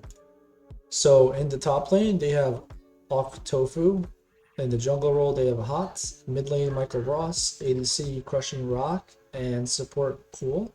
So looking at these again, I believe 3 of these players are actually moving up from Conqueror. So thoughts on the TMG Death Knights team? Yeah, I think at least jungle and support are moving up from that Conqueror roster, which, as I understand it, had like some weird roster issues. They seem to have a lot of faith in the mid laner. The top laner, has hit masters. The org is solid. They've been together a bit, so this team has the recipe to like play pretty good League of Legends. But at this point, Group B is looking pretty stacked, and I do think it's going to be a tough road. So, I think they'll have good moments, but they'll have to really come together to make enough noise in Group B, I'd say. Yeah, I agree. They're the last team being drawn. And with that, let's check out how our groups have shaken out. Let me see how this looks for you. Okay, yeah, this looks okay. Somewhat. So I'll just read these off. So Group A, we have Astral Spire, Vindicates, The Winning Formula, XG Neptune, Dorado Gaming Delta, Flame Horizon, Gentle Hearts Gaming, Nefarious Lemons, Chinese Communist Party, Star Nation Esports. Group B, we have Akuma Blades, Elysium Airs, Iridescent Dawn Umbra, Oversoul Esports Empyrean, Snoz and Friends, Omega Gaming Goobers, Drop Dead Gaming Walters, Misery Calypso Tide, A Forgotten Kingdom, and True Minded Gaming Death Knights. So let's kind of talk about Group A for a little bit. Now looking at the group, what do you think? How do you think it's going to shake out throughout the split? I think Group A is really like the word that comes to mind is like kind of messy, kind of weird, kind of wide open, really. Like on paper, you'd expect Dorado to make it. We're kind of like the established orgs. We have these defending rosters. But there are some questions about the roster. I mean, the Dorado roster is a little weird. We can play a little, off center as well sometimes, as we saw with XG last regular split. There's some potential for weird losses there. But then, what team really strikes you as being bad here? I mean, CCP rank wise is a bit low, but they have some established synergy and they're friends and they have all this, synergy behind them. And then, Nefarious Lemons, I don't know much about. Flame Horizon, Vindicates, I don't know that much about. Uh, it's really a bunch of teams you don't know too much about. I want to shout out like Star Nation Esports, I think should be a strong playoff contender in this group. And it's really just going to be about which of these like middle of the pack teams can click together properly. Can the favorites deliver on their potential? I think it's going to be very messy and probably feature some very interesting games in this group. Definitely agree. If you were to give me 4 teams right now that make playoffs, who would they be? I'd say if you made me pick, I'd say obviously us, Dorado, Star Nation Esports, and then I'd probably say the win-in formula just off of vibes. Okay. Okay. I can get down with that. I won't reveal mine because then obviously, everybody will know how the league is going to play out. So I'll stay quiet, but I think that's So if we miss, I'm gonna blame you. If we don't Yeah. make playoffs, it's your fault. Yeah, pretty much. So let's roll on over to Group B. I read them off, so I'm not going to do it again, but same thing. What are your initial thoughts on the group itself? Dude, this group is mean. I feel so bad. There's gonna be some good teams that miss.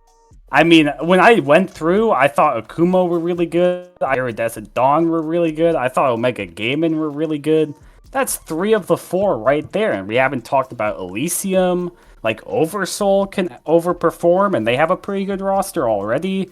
Drop Dead Gaming look good. MCT were like borderline a playoff team. They might have gone a bit better. A Forgotten Kingdom made playoffs in Aegis. Like, that's 8 teams. That's absolute. I mean, this is just going to be absolutely insane. I'm going to feel really bad for some teams that miss out of this group because I think it's so stacked.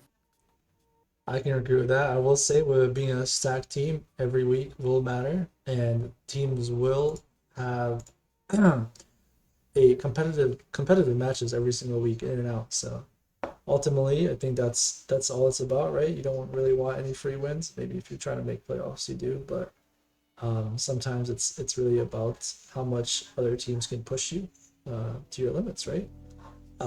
Yep. With that being said, what are your thoughts on if you had to give 4 teams to make playoffs? This one's probably more difficult. Would you say? I mean, in a way, it's a bit less difficult because I have to have faith in Akuma. I have to have faith in Omega Gaming. I have to have faith in Iridescent Dawn. Those rosters are too good on paper. I trust those orgs enough. Even if it's a tough group, I'd say any of them missing would be an upset. And then that 4th spot, I mean, I'm gonna go Elysium right now. I think that team is really solid. Again, I trust the organization. I trust the mid laner. But it can go so many directions, and I just hope the road is as fun as it seems on paper, really. I agree. I agree. This is definitely going to be a banger split with double the amount of teams we had last time around.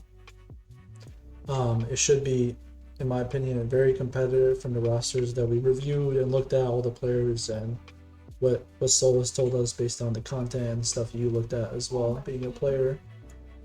So I'm super excited. I'm glad to see that there's a lot of people actually participating in this level at the diamond level as well, and a lot of players are just generally moving up and improving from what I've seen in the kind of like amateur scene essentially.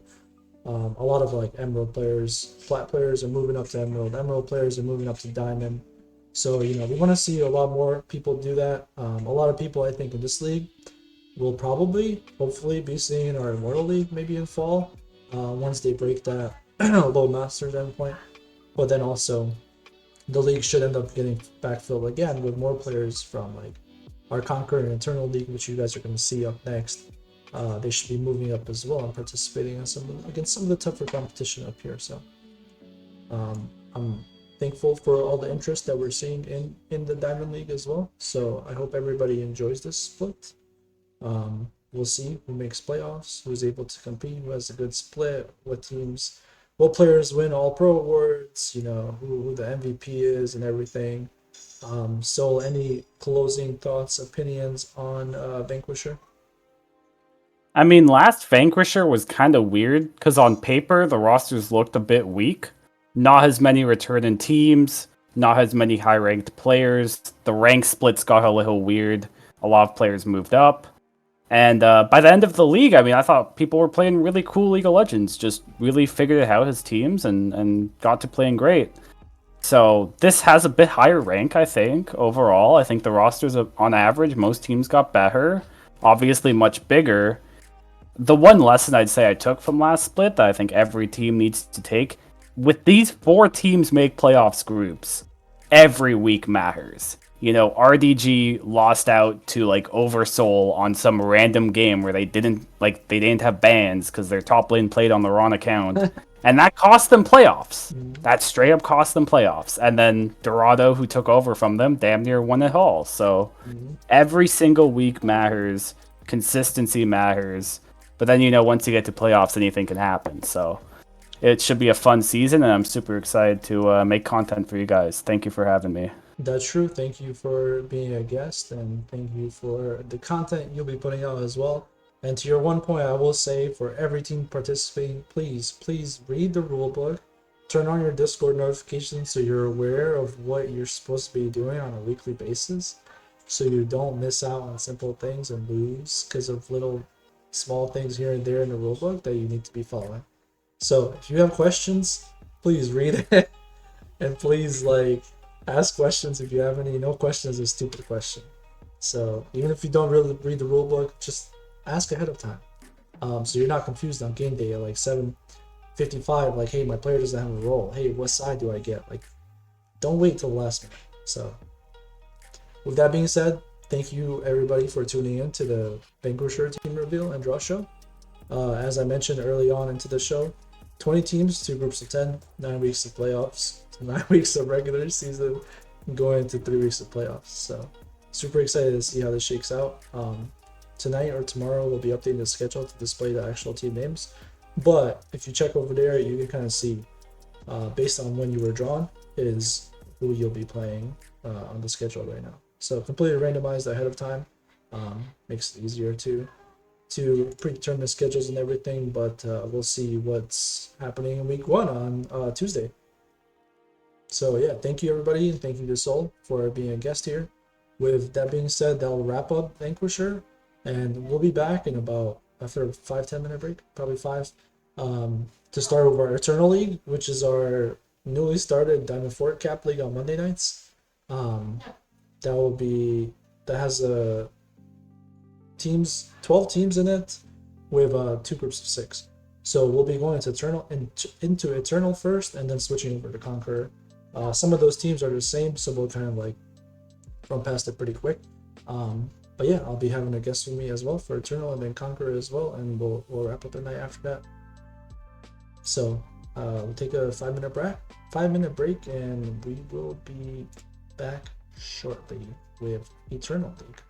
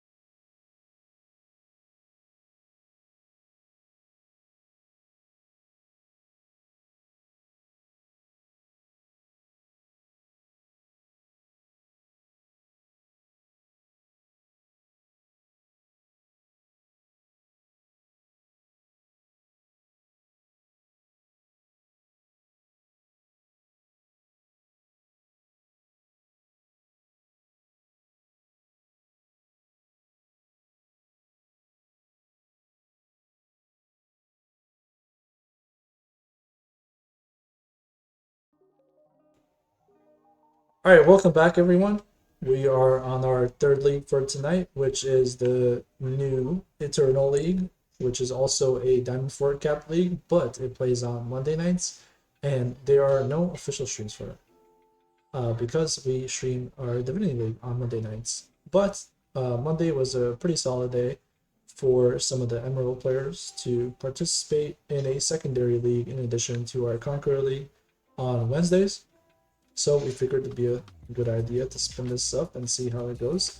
So for our Eternal League, it will be a 12 team league with a 7-week single round robin group stage, and then going into 3-week single elimination playoffs. So the top 4 teams from each group will make playoffs. So that's 4 out of 6. 6 team groups. You ask, how do you play 7 weeks single round robin? Well, that's because play 5 weeks versus the teams in your groups, and then 2 out of the 7 weeks are cross group matches that you play randomized based on the draw against those teams in the other groups for 2 of the weeks. So we could have done, just 5 weeks regular season, but that would roll over into only an 8-week total for the split. So we figured it made more sense to give people another extra 2 weeks to face off against some of the teams from the other group, and have a bit of a longer regular season, before playing 5 weeks and being out for 2 of the bottom teams. So with that being said, I have a guest with me for Eternal, which is K-Peps, who has been on some of our previous draw shows and has played in our Conqueror League for a couple of splits, won a couple of championships, but he will be joining me for Eternal and then staying on as well for Conqueror after that, with another guest joining us for Conqueror. So, K-Peps, welcome. Thank you for having me. I always enjoy doing the Conqueror shows. Seeing people flame my takes in Twitch chat, it's always a good time, so I'm glad to be here. Thank you again. So, I think we should jump right into it. We have a pretty solid size league here, but then we have a pretty larger size league for Conqueror after this, so we don't want to be here till midnight. So with that being said, I am going to spin the wheel for the first team for Eternal, which will be going into Group A, and that team will be the Paperboat Gang. And let's head on over to their roster. So Paperboat Gang, they're a new org, started by a couple of players who played together previously, and kind of like, hey, we're gonna start our own thing. So this roster has Vino, who was the MVP of our Divinity League last split, who's our E4 Cap League, moving up. In the top lane, Lil Juice Pack in the jungle role, Induced in the mid lane, Pen in the ADC role, and then Relics as the support, with Darrison as a sub. So a lot of these players just recently moved up, moving up to Diamond 4 Cap, Conqueror. K-Peps, any thoughts on the Paperboat Gang? I think I know the names Induced and Relics, because I'm pretty sure those are the ones that help run Titan leagues for other leagues, correct? Relics is, Induced is not. Induced has been Oh, player that played for a couple of Clown Gaming teams, but he's been around here for Titan as well and Divinity. But Relics, okay, yes, gotcha. Relics actually just joined our staff team as a League Ops member. No, he's not. Okay. He's not doing stuff for Eternal, but he's been a great help for some other leagues. So Yeah, no, I think you probably know more about this team than I do, considering I think it's one of those like previous gold platinum teams. yep. So, but I mean, if they're rolling over the MVP, last time an MVP came from the Divinity League, he ended up winning the league. So that is true. That is faith true. in that guy. Yeah. So we'll see if Vino is able to replicate that from one of his other counterparts that recently moved up. I think they're a solid team on paper. I'm glad to see them actually moving up and taking on a challenge in our Eternal League. So we will see how they do here. They'll be the first team in Group A. And we'll move on to the next team up on the spinning wheel, which will be Iceborne Inferno. Iceborne has played a couple of splits now in our D4 Cap leagues and in some of our other leagues as well. Have been around for a while in various leagues.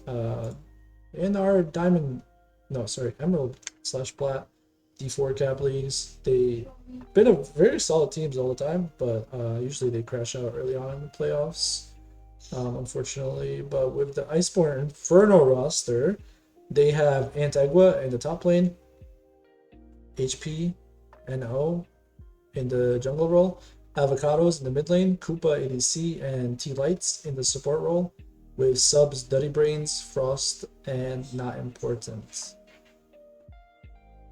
Yeah, so looking at this roster, I know Iceborne more or less kept a very similar roster the last two splits, but the only returning piece now is their top laner, Antigua, who's always been, generally speaking, a very good top laner until he runs into Dorado players, unfortunately. But I think overall he's a very good player. A lot of times can create advantages for his teams with his Camille or Kale picks. I notice he does a lot. Also, T Lights is a very good support player. He can blind support picks. He's got good counter picks. He kind of demands a Seraphine ban. So I think this team will definitely be dangerous in this league. Agreed.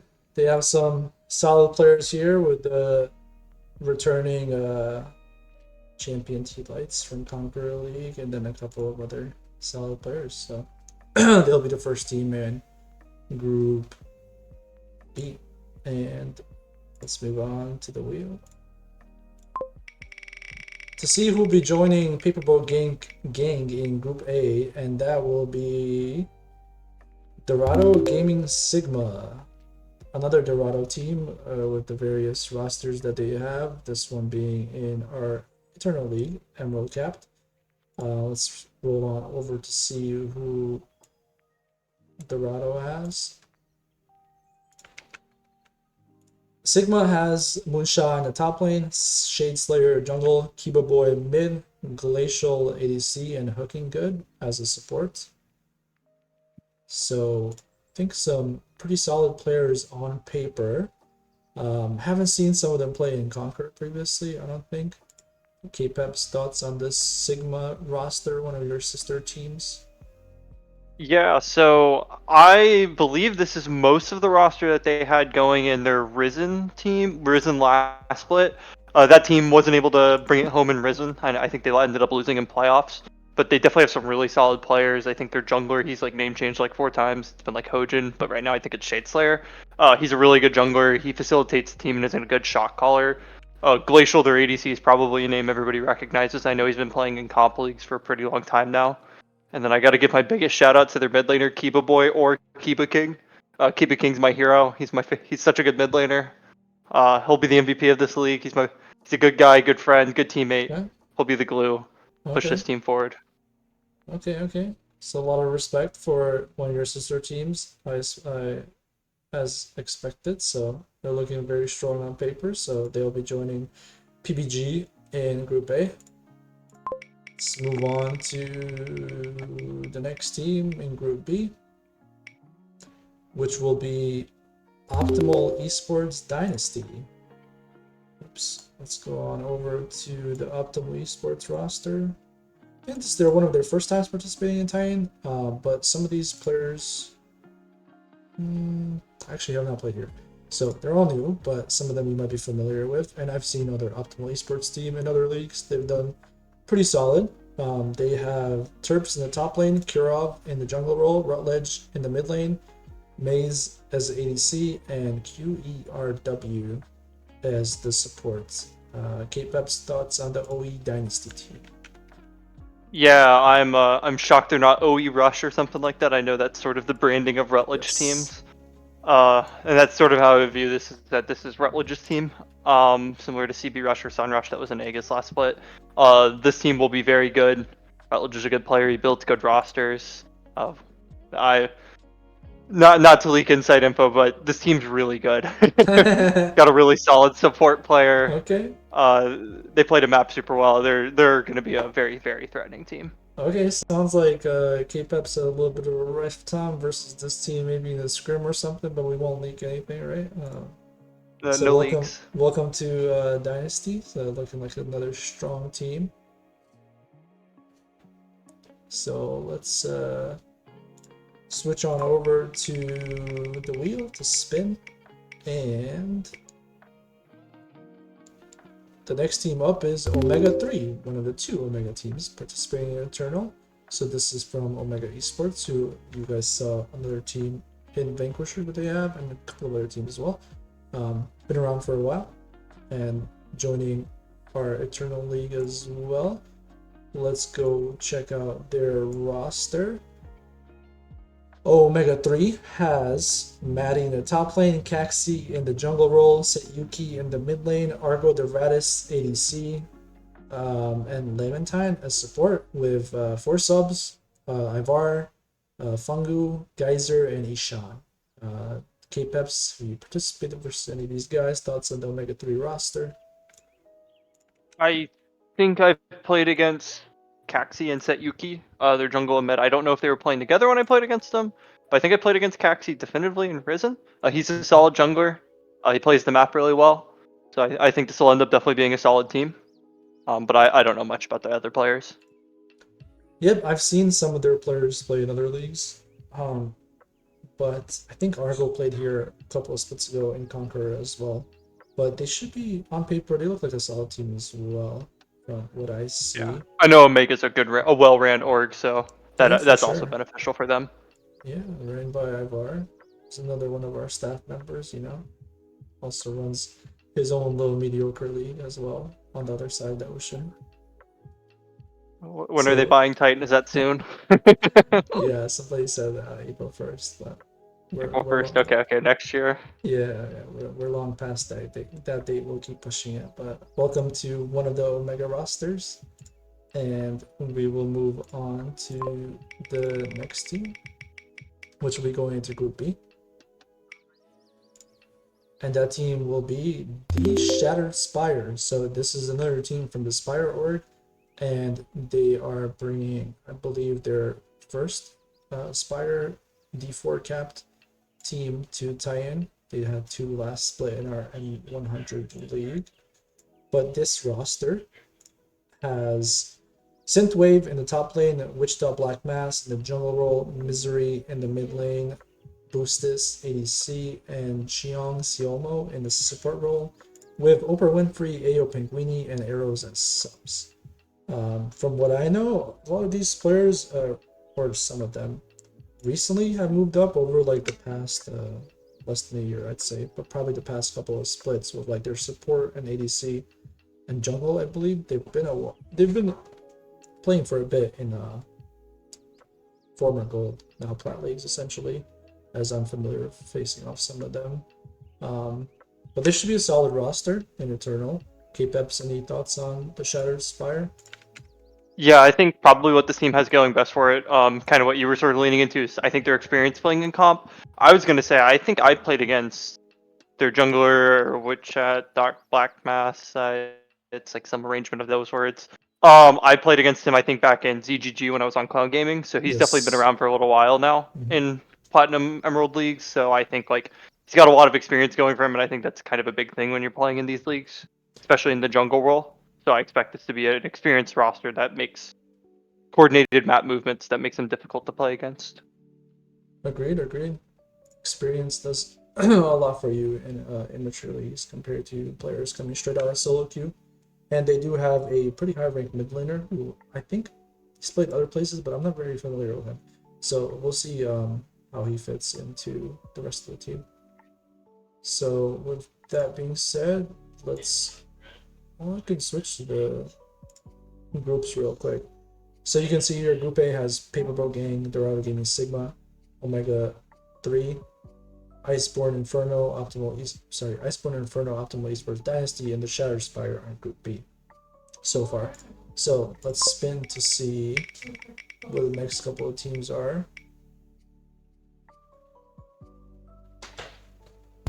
So we have Omega Fever, and this is the only sister team, I believe. So let me just confirm. So Omega Fever actually cannot go to that group because they are a sister team. So if I go back to the standings, they're actually going to go to Group B. And then the next team will go into Group A. So if we're going back to rosters to check how the Omega Fever roster. So one of their sister teams, but this Fever roster or iteration of players has been around for a while, playing under a couple different orgs, but mostly with Stubby, who's been running a couple of teams in the Plat Gold range, and now moving up again to the Emerald cap with a couple of other players he's familiar with. So in the top lane, you have Stubby. In the jungle role, you have Sailor. Mid lane, Thunder McBusters. ADC Evil Zara, and support Rudy 310 with Boxing Buddha as a sub. So from what I know, these players, some of these are just moved up, like Stubby and Thunder McBusters, but other ones have been around, I believe, in the Plat Diamond range for a bit. So it's a good mix of higher elo experience than people moving up. K-Pep's thoughts on Omega Fever? I don't know any of the players. I think I've seen the name Stubby before, but I've never played against them. So I will lean on what you said. Awesome. Yeah, so welcome to the second Omega Fever roster. So we'll be spinning the next team up, which will be Cosmos Wings, Cosmos Lantern. So this team, for some of you that have been around a while, won a Conqueror Championship a couple of splits ago, maybe a year or so ago. And they are actually returning the majority of their roster. So if I actually switch on over to the Cosmos team, they have Jaquavis in the top lane, the Splash in the jungle role, Elsa from Frozen or Pyrus in the mid lane, Hamza in the ADC role, and Venoms as the support with Skifter as a sub. So this is actually 4/5, 4 out of 5, with only the top laner being new to the team of the roster that actually won Conqueror a couple of splits ago. So this should be a very strong team. They should have a lot of synergy together, and I want to see what they're able to do after about a year break or something.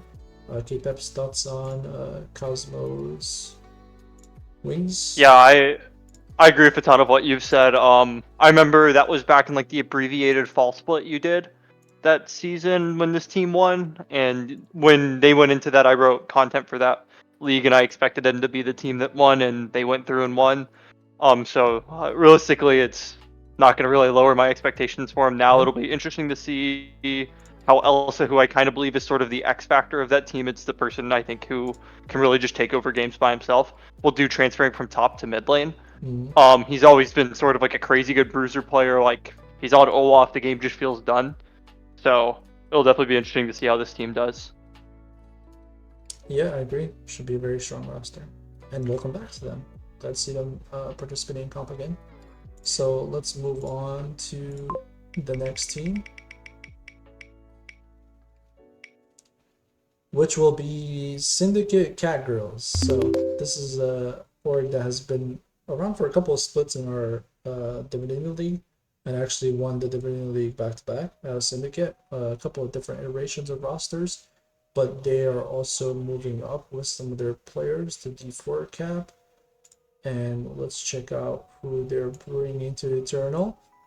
So Syndicate Catgirls has Sizzy in the top lane, Silent Hearts in the jungle role, Maeve Love in the mid lane, Luxodon in the ADC, and Retail role or Codis in the support role, with Hep as their sub. K-Peps, I'll probably be more familiar with these players again because they're moving up.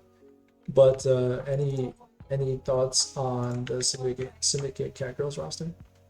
Yeah, this will be an interesting team. I actually have played against some of these people. I've played against Maeve and Codis before, but they're playing off role. I know Maeve is an ADC and Codis is a mid laner. So it'll definitely be interesting to see how they do in different roles now. I know the last time Syndicate tried to play in Conquer, it didn't go the best for them. So hopefully they'll sort of get a better shot at it this time. Yeah, I agree. Hopefully they're able to redeem their org's performance last time around in Conquer here in Eternal. Once again, a lot of these players also recently moved up, so being myself a lowly plat gold player, I'm glad to see a lot of them actually improving and moving up to the higher cap leagues. So good to see them here, and we'll see how they do. And let's move on to the next team, which will be Literal Monkeys. So this team has also, for people that were watching earlier, a team in Divinity, but they've been around for a bit. They played in a couple of our Conqueror leagues previously over the past couple of years. Had pretty solid teams, but they have not made necessarily deep playoff runs. So for their roster, they have Chinese Spy in the mid lane, Pack-a-Paul in the jungle role, Akbalo in the mid lane. Wait, why did I say Chinese Spy in the mid lane? Oh, because Chinese Spy is a mid lane main, and he's been playing mid lane, so I confused that. But he's playing top lane right now for this team. Pack-a-Paul jungle, Akbalo mid lane, and then Antion ADC with Ferromancy as supports. They also have 99 Camry, Pyramid Boy, and Glada subbing.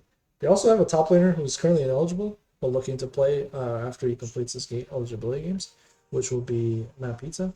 So Chinese Spy is doing the role of top lane right now, and this roster looks pretty solid. But from my opinion, based on the Little Monkeys teams that have participated, they should be kind of like a mid-range team, maybe a dark horse in specifically D4 cap. Keep Pep's thoughts on the roster and the Little Monkeys team.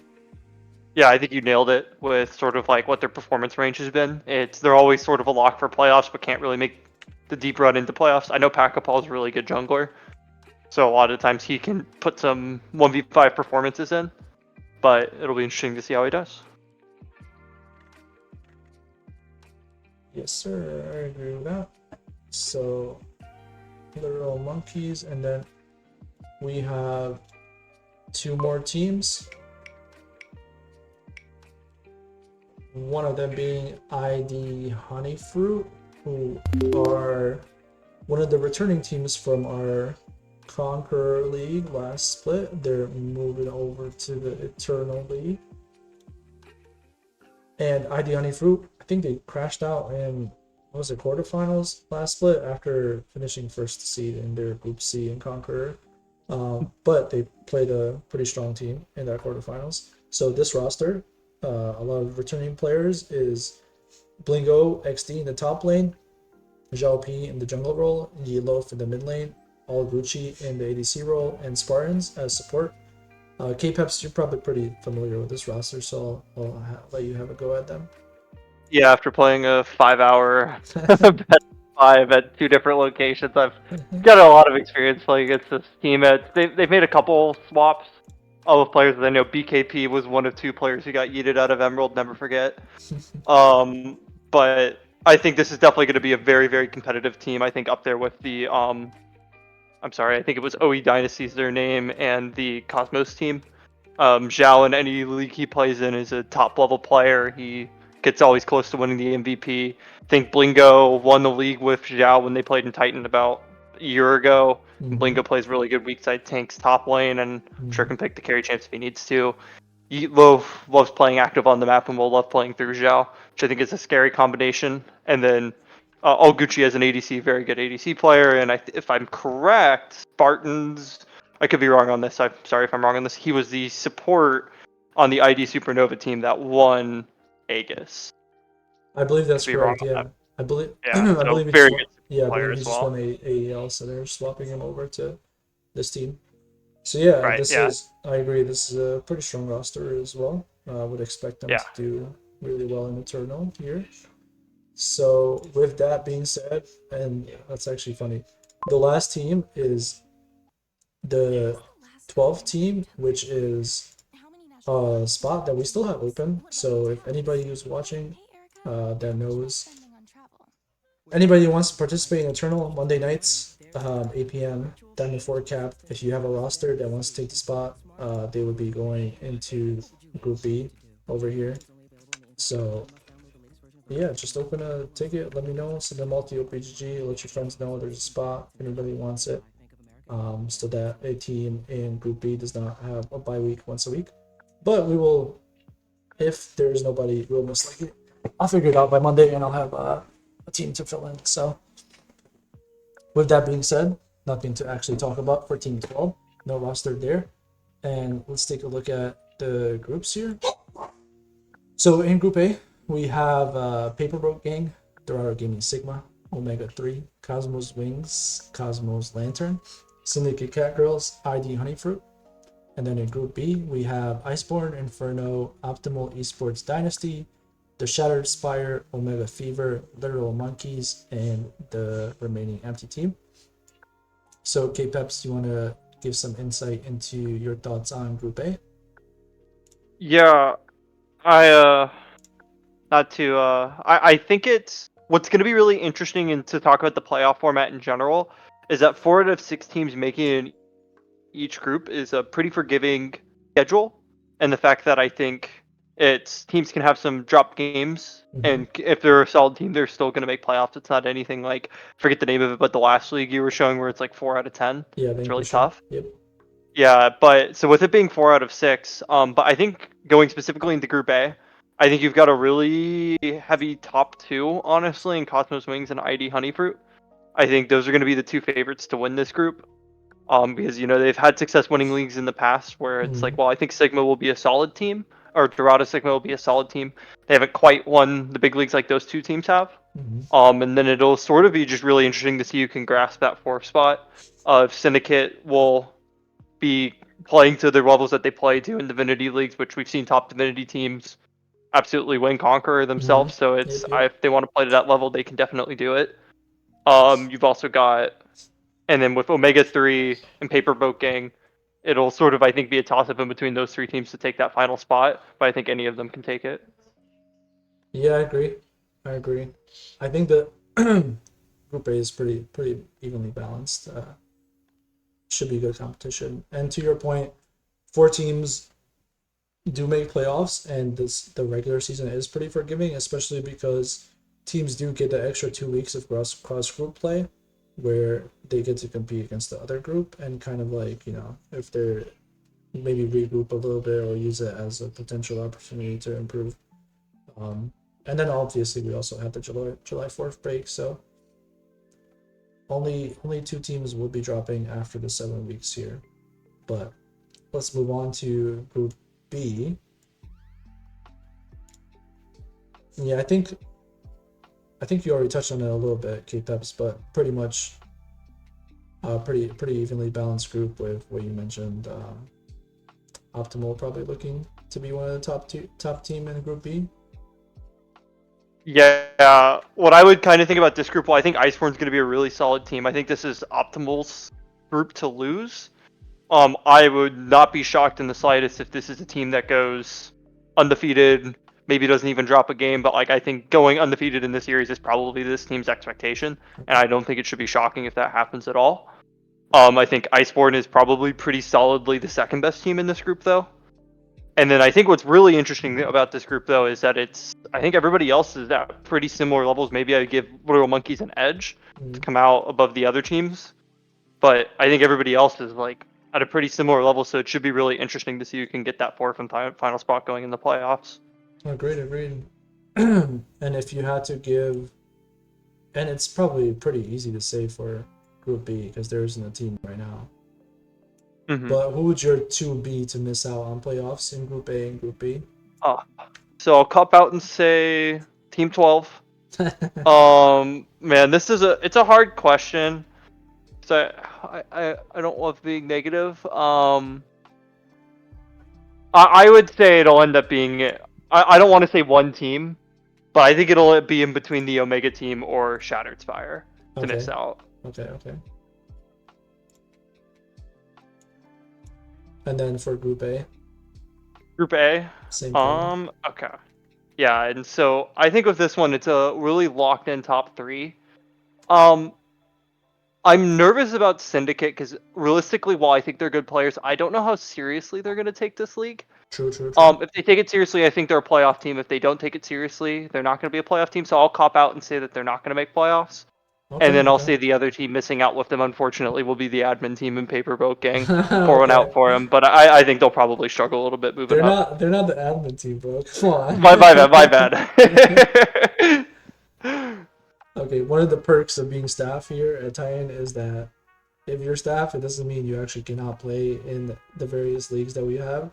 You just can't do staff work for that specific league. So Right. Well, no. Now it's clicking in my head why I keep thinking induced is staff. I think induced and kills are the same person, even though I know they're not. But I think they're always on the same team. oh, that's That's funny. why I'm gonna say why I keep thinking he's also staff when he's not staff. That's funny. You gotta, I gotta clip that and let him know what you said. Okay, but yeah, looking like pretty evenly balanced groups, as I mentioned. I'll figure out the team 12, but if you know anybody, let me know. So yeah, that pretty much wraps up our Eternal League. As I mentioned earlier, 2 groups of 6, 7-week regular season with 2 of those weeks being cross group play. And then top 4 from each league make playoffs, and then the playoff bracket is just 1A versus 4B, etc. cross group play.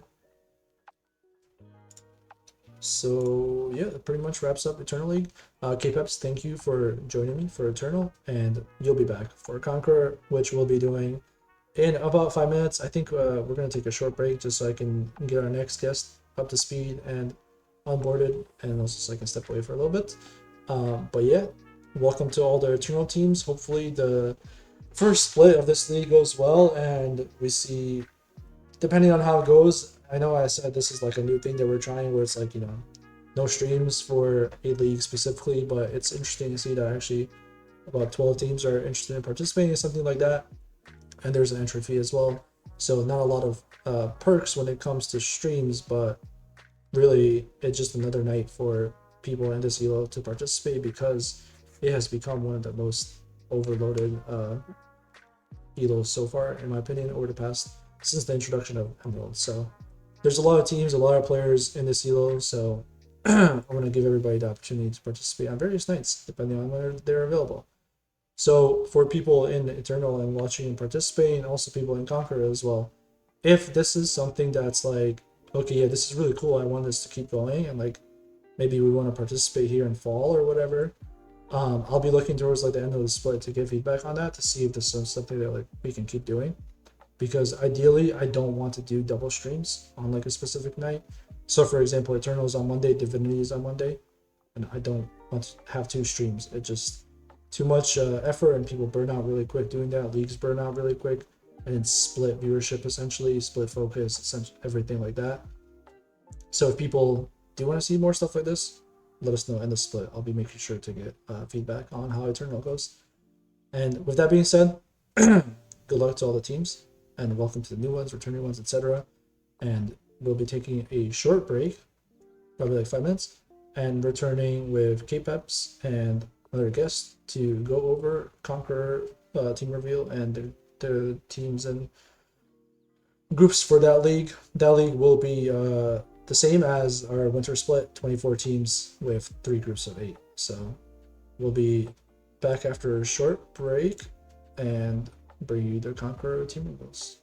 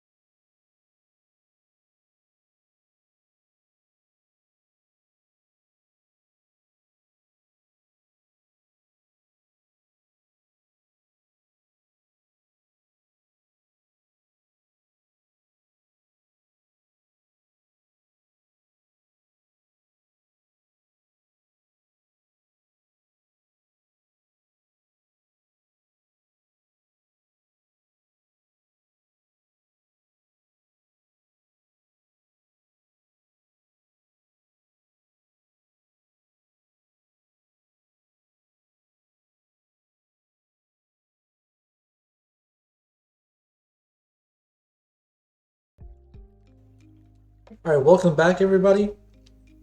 We are on to our final league of the night, which is our Conquer D4 Cap League on Wednesdays, with 24 teams participating in 3 different groups of 8, with a 7-week single round robin group stage, and then 4 weeks of playoffs where top 4 in each group make the playoffs. So for our Conquer League, for some of you that are familiar and returning from last split, it's the same league, same structure as our winter split. So should be very exciting, with 24 teams again, some returning, some not, some new ones. And for the guests, I have K-Peps and Prophet of Tears with me here. Both of you, why don't you go ahead and introduce yourself a little bit? Yeah, so K-Peps, some kind of give me an introduction for the Eternal thing. He was being nice when I said I've played a few splits of Conquer. It's probably a little bit more than a few at this point. Play jungle. I'm on one of the teams in this league for Dorado Iota. Unfortunately lost in finals last split in Conqueror. Hopefully that won't happen this time, or make sure it won't happen. But yeah, excited to be back and doing the draw show. And hello, my name is Prophet of Tears, and I'm going to be doing some content for the Conqueror League here. So hopefully it adds to the experience and it matches the quality of teams we have here in the league. 24 teams, that is a lot. Yes, sir. Thank you to the both of you for being here as well, for providing some content to the fans and then talking about these teams as well. So, with that being said, as you guys have seen for the previous leagues as well, I'll be spinning the random teams using the picker wheel. Teams will be randomized into groups, Group A, Group B, and Group C. And then we'll briefly talk about the teams and then jump into talking about some of the groups at the end as well. So, with that being said, let me actually give everybody permission to actually see these rosters and see what teams are participating. So now everybody can view it, and we'll switch on over to the wheel picker for the 24 teams. Just confirming this is Conqueror. Yep. And we'll spin for our first team. With the first team being Eden Snapdragons. So Eden Snapdragons is one of the returning teams from our last Conqueror split. They were in Group C. They missed out on playoffs, but this was their first time for this roster playing up in a higher division. A lot of these players are former Plat Gold players as well that have recently moved up, and they're coming back again to continue improving with Ice Stack in the top lane, Singular Bread in the jungle role, Killbot in the mid lane, Eden Major in the ADC role, Sad Lantern in support, and then their subs, the Engineer and Salacious Nekatar. For K-Peps and Prophet, why don't you guys go ahead and give me any thoughts on Eden Snapdragons? Yeah, so I think it's like a really interesting team. I always sort of root for them because I think they've got some likable people. I know Major's a pretty nice guy. I think they got pretty unlucky in the group that they got drawn into. It was definitively the hardest group in the tournament last split, but I still think they showed life and they showed fight the entire time. So maybe if they can get a little bit more of a fortunate group draw, they can put out a better showing this split. Yeah, and for me, I mean, I saw that the top jungle and AD carry are all returning, so that's some built-in synergy. My big concern is I'm not really sure how much firepower the top side of the map has, but they seem to ward a lot, and maybe they can use the cohesion that they've gained playing together in the past and really come together and play the map well and surprise some people and make it farther than most people might expect. Yeah, I agree. These have been some guys that I've played against, and it's good to see them here in Conqueror again. And I'll probably be rooting for them as well to see how they do. So let's move on over to the next team, which will be Spider Bite Esports. Spider Bite is a new org that was recently started, I believe, last split. Some of you may be familiar with Wolverine, who did our content for Conqueror, Vanquisher, a couple of splits, and he has now started his own org as well. I believe they participated in one Emerald League previously last split, and now they're making their way over to Conquer. So this is specifically their Spider Bite Esports Tarantula version of the team, with Trixlar in the top lane, John Squid in the jungle, Tark in the mid lane, Lush XN ADC, and I'm So Cheeky as support, with Sancerino and Frozen Bullet as subs. Thoughts on the Spider-Bite roster? Yeah, so the Emerald League they played in last split was Aegis.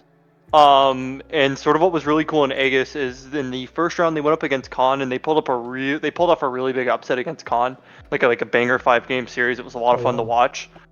And so that's what I remember. And it's like, for this org's like first split, it was like a pretty big deal. Like they went out there and it was, I think everybody had written it off as like a 3-0 for Khan, and then they ended up upsetting Khan. So that was really cool. I think I don't know how many of these players are returning. I know Tark was their mid laner last split, and he's still the mid laner now, and he had a pretty good showing on the Frauds last split in Titan. So I expect that to be pretty good synergy, pretty good experience for them going into this split. Yeah, looking at the team, I think that the top side of the map in particular looks pretty strong, I would say. I think Tixlar, that's how to say it, seems like a very versatile top laner. I think John Squid only played in like 7 games last split, but I mean, all the games looked pretty good. His stats look good from them, and Tark obviously having played a lot last split. I'll really need to see how the AD carry plays against some of the competition in the league to judge the team's full potential, but I think I'm So Cheeky seems like a really strong support to help that out, and I think that this team is one that definitely has playoffs written on it.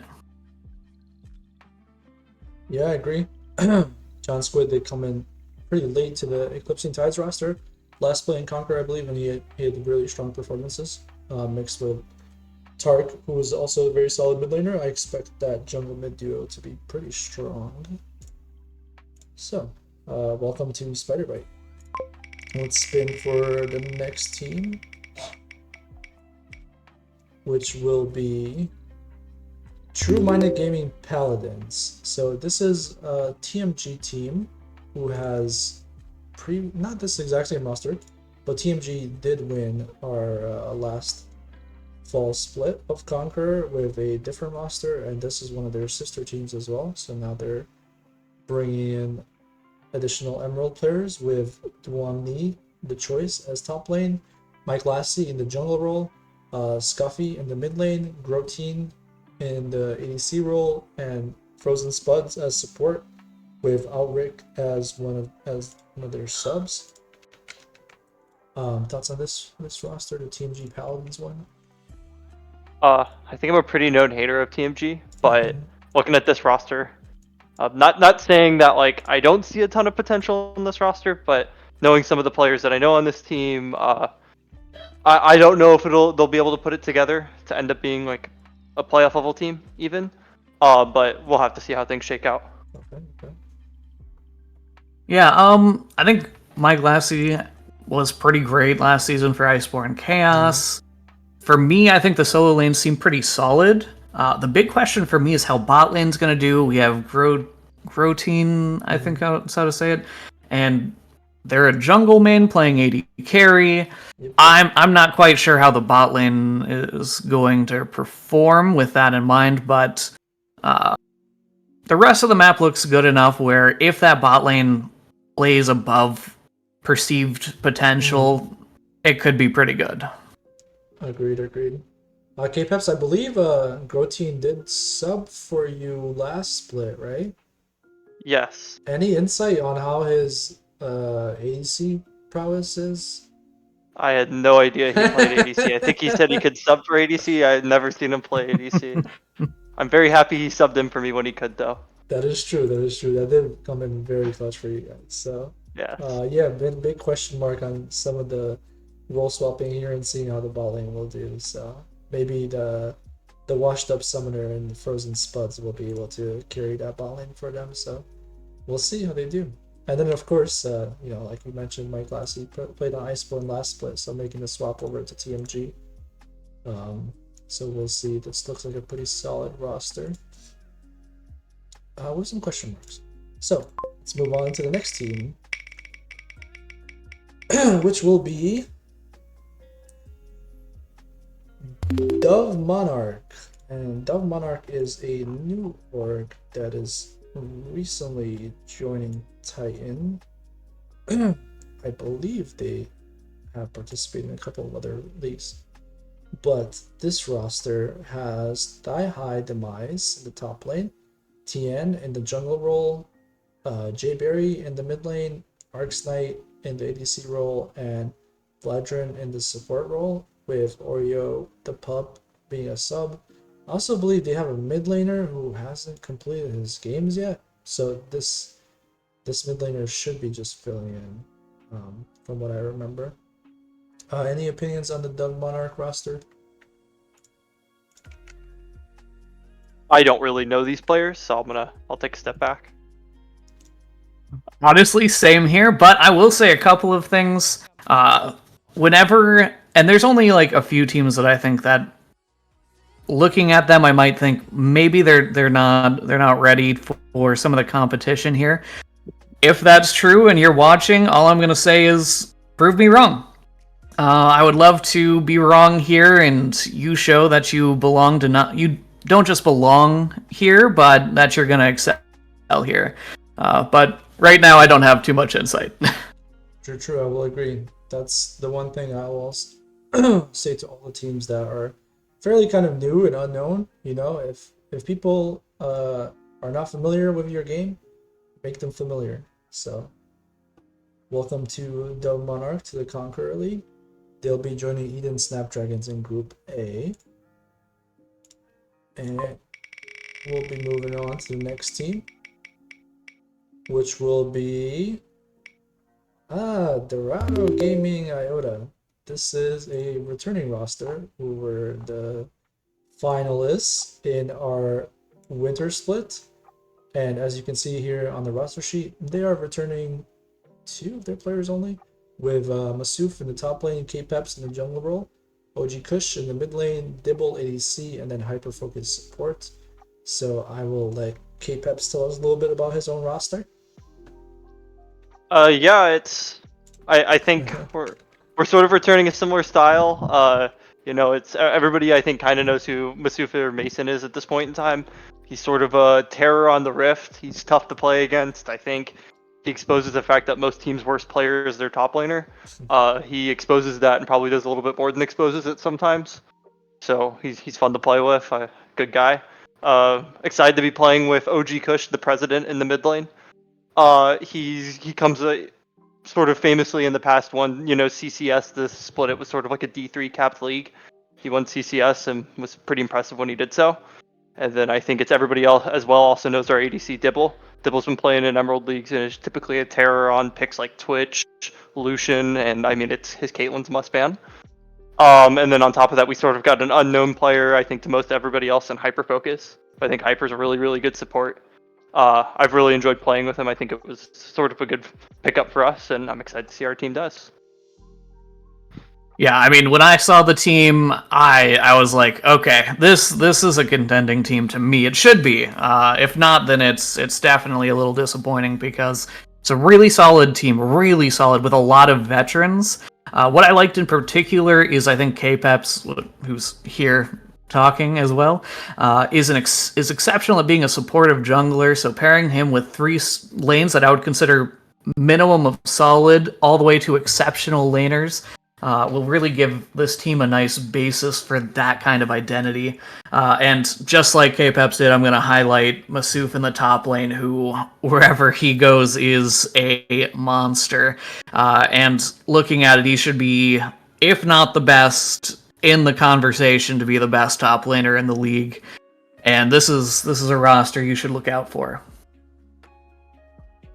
Yeah, I agree. Glad to see one of the finalists returning to see if they can not redeem themselves, but close out what they couldn't do last split, which was only 1 game off to XG in the finals. So, welcome back to Dorado Gaming Iota. They'll be joining Spider Bite in Group B. Let's spin for the next team, which will be Misery Jade Solemn.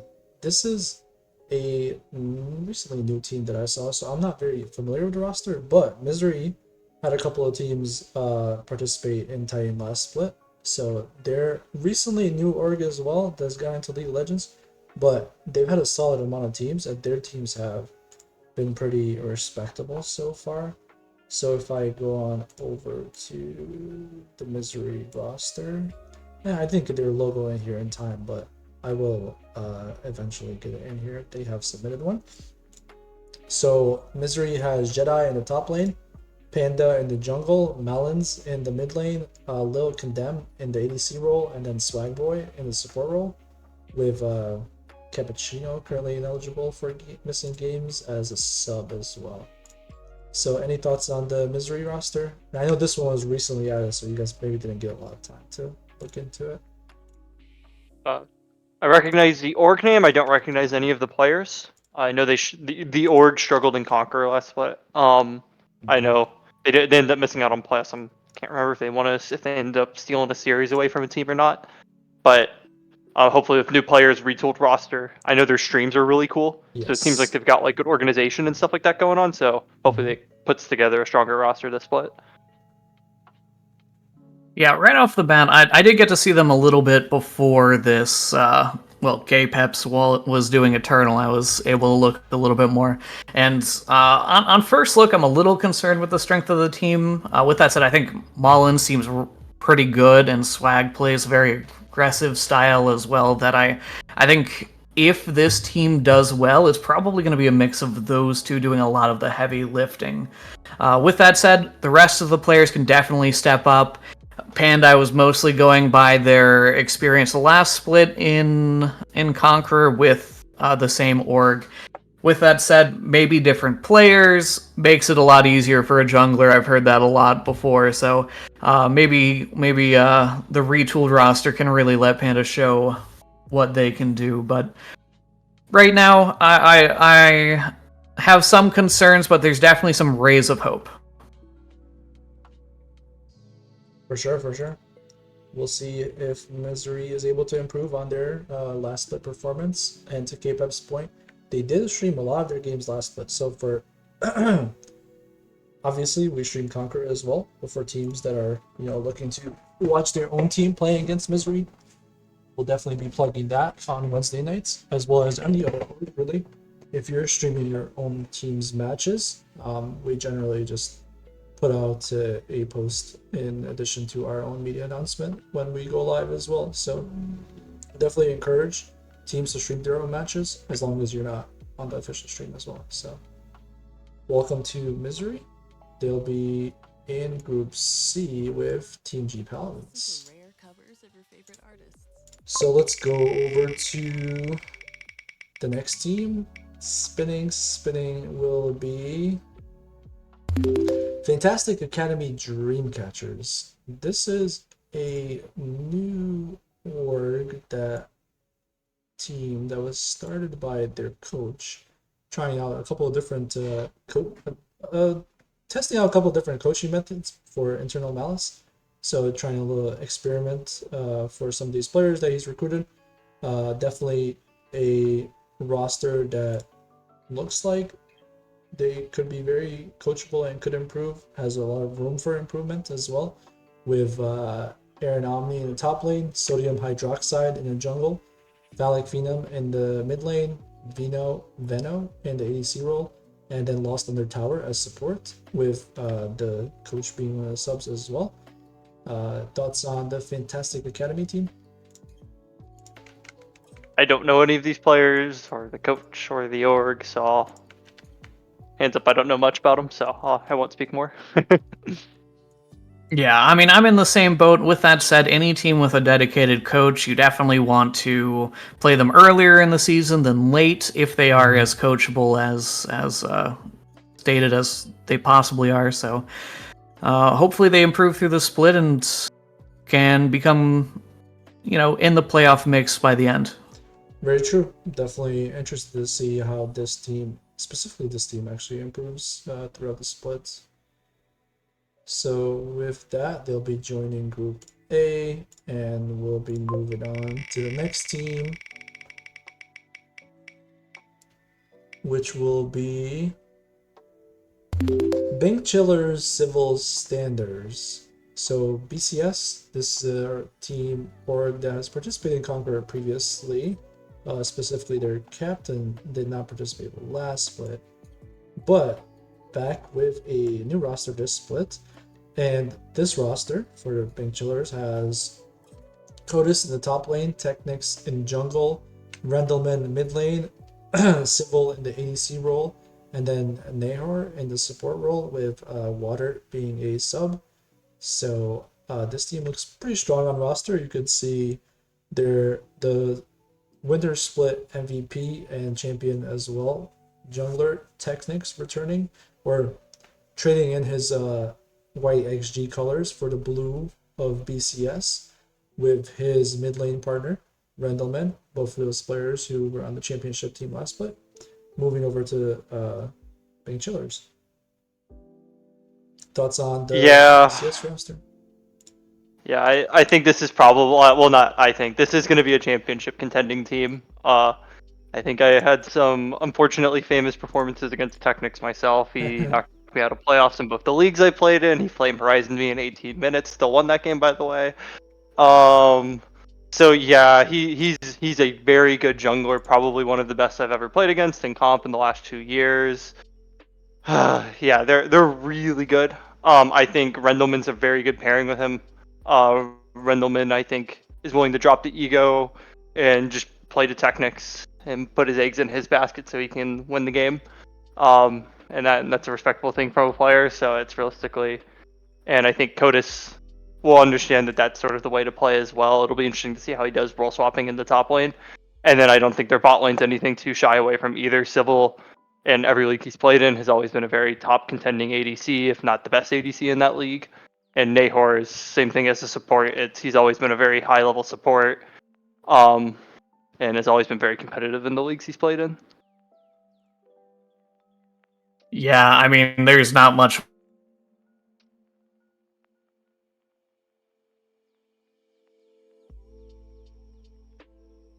that whatever team he's on has a chance to make it far in playoffs just by him being so good. And I think that this team can definitely keep up with him. And yeah, that should be a scary roster. Definitely agree. Expect this team to do really well.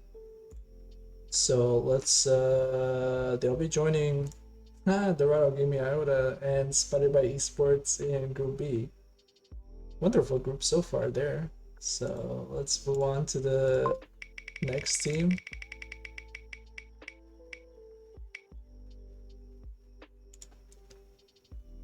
Next team up is True Minded Gaming Bozos. And they will not be going to Group C because it's a sister team. But while I move them, let's check out their roster, which is right down here. With the sister team as well that we mentioned, TMG won the fall split of Conqueror as well. Did not missed out on playoffs last split in Group C, but they're back this split with 2 teams, so maybe one of them will make playoffs. And for this one, the Bozos roster has Rippled Effect in the top lane, Lil Boopy, Jungle, Exotic, mid lane, Yoi, ADC, and Symphonic in the support role. Thoughts on the TMG Bozos roster? I only recognize one of the players on the roster in Yoi, and I think when I played against Yoi, he was playing top lane. So yeah, not much else to say, or not much else I know about them. Yeah, from looking at just like OPGGs and things like that, it seems like the top side of the map is really versatile, which I think can be good for them. With that said, it's the bot lane. I'm just not excited about it. But if they can prove me wrong, beat my initial expectations, then I think that they will be a playoff team. But it's just going to come down to, does the bot lane hold them back, or are they going to match the rest of that team? Because I think the rest are pretty good. For sure. we'll see how they match up with some of the other teams in Group A. And we will move on to the next team, which will be Elysium Atlas. So Elysium has also been another org who has consistently participated on D4 Cap League. Had some solid runs. Previously won under a different org name. And with this specific iteration of the roster, we have Boogie in the top lane, Luna in the jungle role, Sev in the mid lane, Dilly in the ADC role, and not Lima, Steven Williams in the support role, with Mammoth Mid as a sub. I believe they are looking for support right now. Not sure what's happening there, but thoughts on the Elysium Atlas roster, guys? Yeah, I won't hide. I do have bias for this roster. I like Elysium as an org. I think they're org owner, naysayer, or Mammoth Mid, or Mid Grand Canyon, whatever name he's feeling pregnant at one point in time. Does a really good job running his org, and I think he's got a good environment over there for players to succeed. We'll say I told them I would shout them out that they do need a support. And what I would say about this team is they previously played in the past when like Gladiator was the Plat 3 league, or what would be like Emerald 3 now. And they won that league. This team, like in this core of players, and like Dilly, Boogie, and Sev have always been really, really strong players. So I mean, I think this team's a lock for playoffs with like an outside shot of even contending for finals. Okay.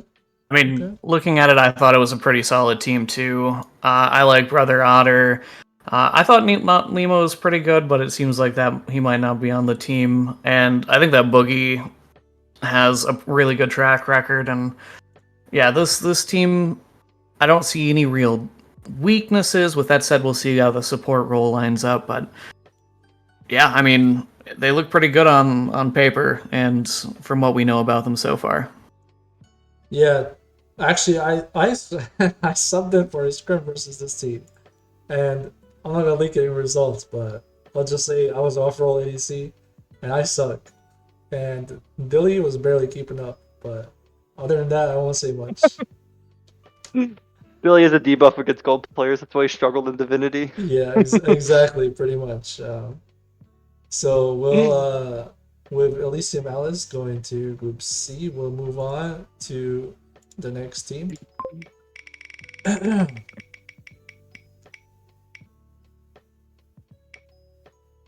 And the next team is XG Saturn. XG Saturn, which is down here. Hold on, let me just confirm that putting them in the right group. Yeah, XG Saturn goes to Group B.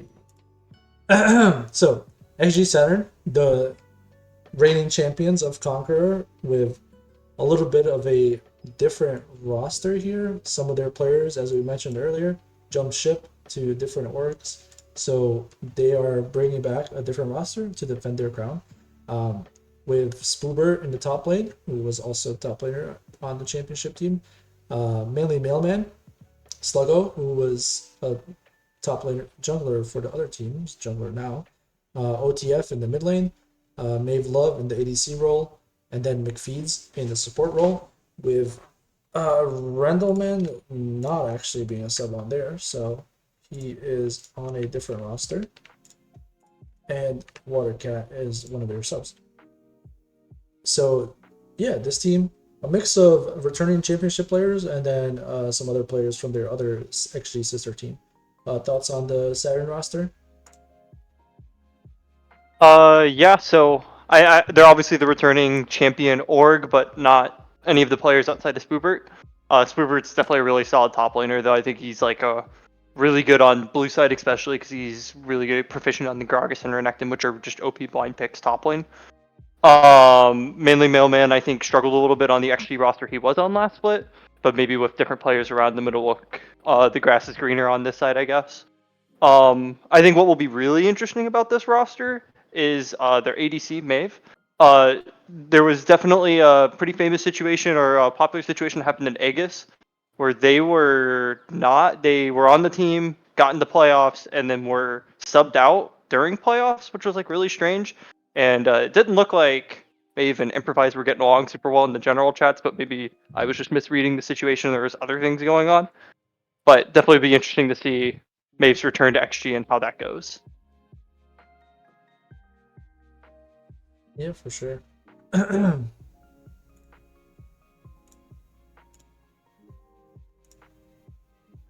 Laner seems like a carry player, and Sluggo.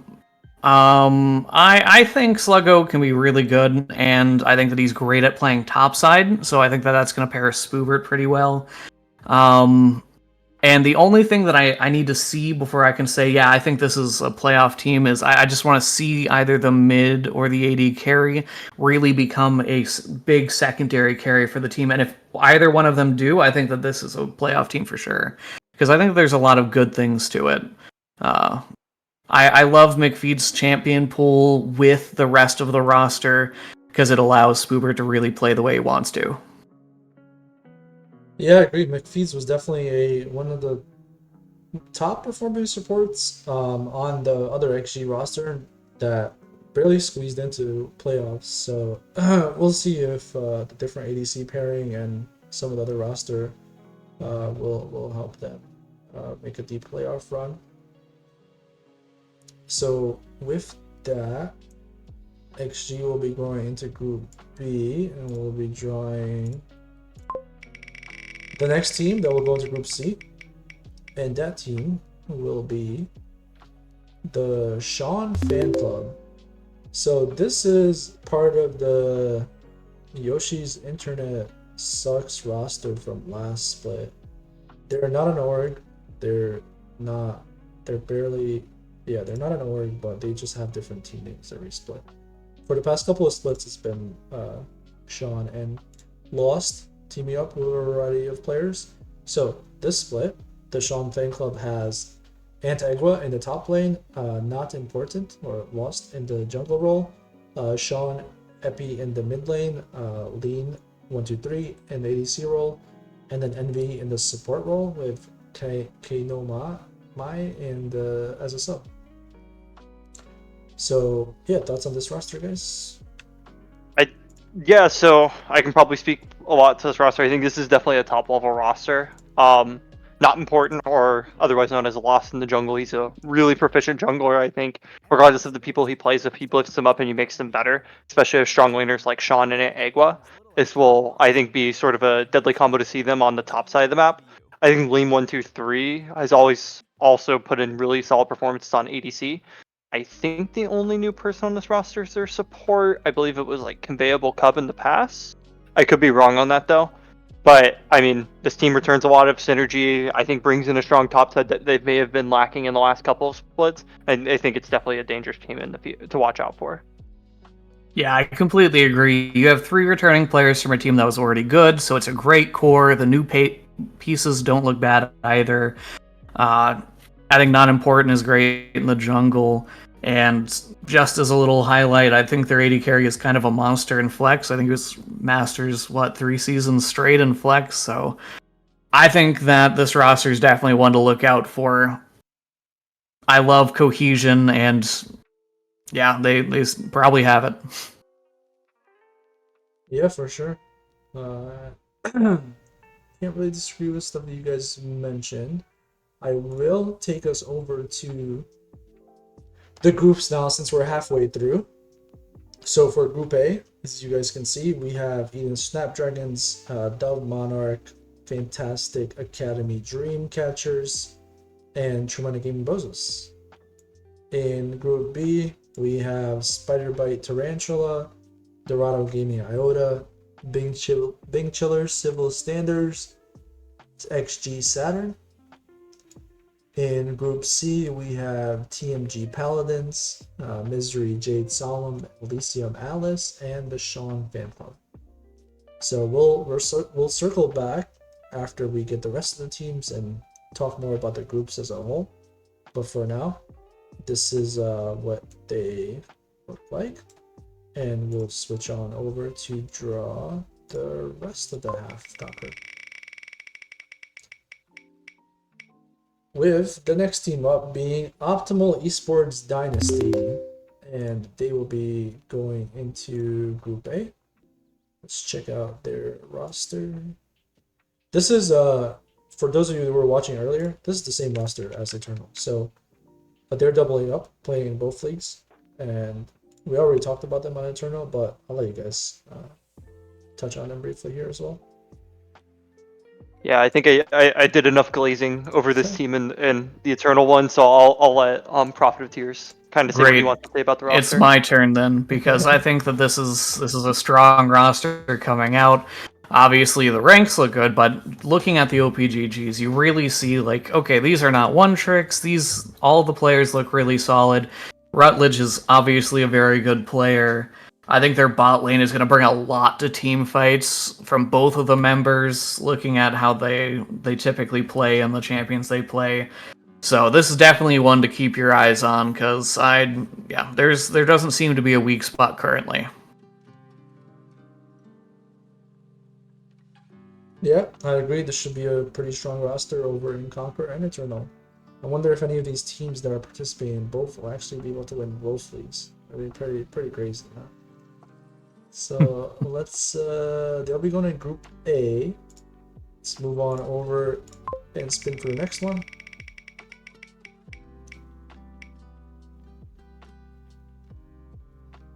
And the next team is Cosmos Wings, Cosmos Lantern. This is also another team who we just briefly talked about in Eternal, who are playing in both leagues.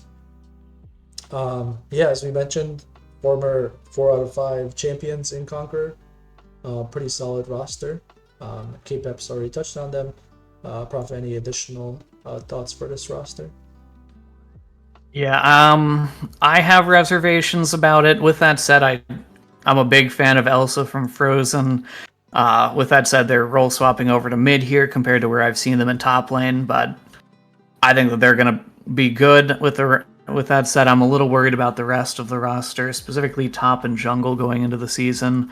But hopefully I'm wrong on that, and the top side really pulls it around, because yeah, I mean, it would be more interesting to have more good teams.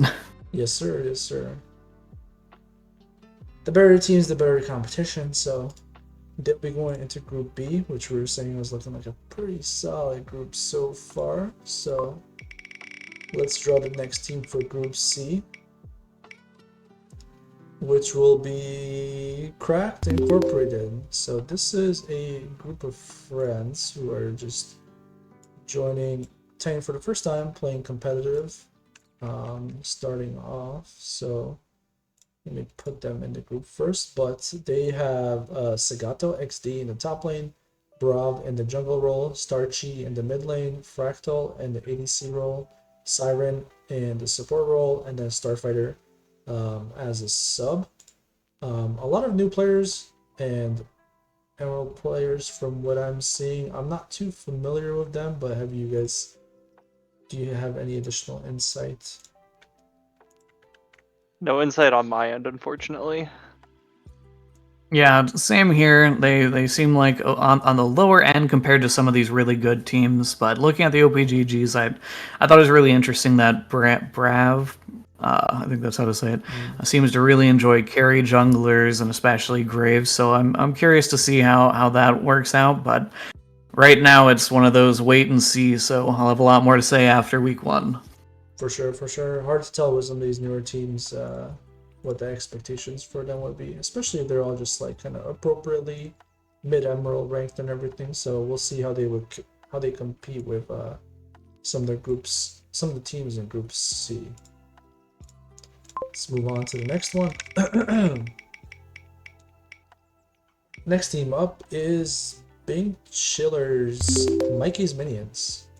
So this is the sister team of the other Bing Chillers team. A little bit of different roster, and I think some players that have not played here before, but some that are returning as well. I have not seen this iteration of the Bing Chillers roster, but I believe this is a new team as well they put together. So for top lane, they have Neglect. Jungle role, they have Ori.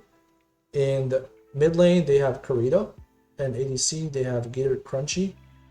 Support, they have T Lights, and they have a loan as a sub.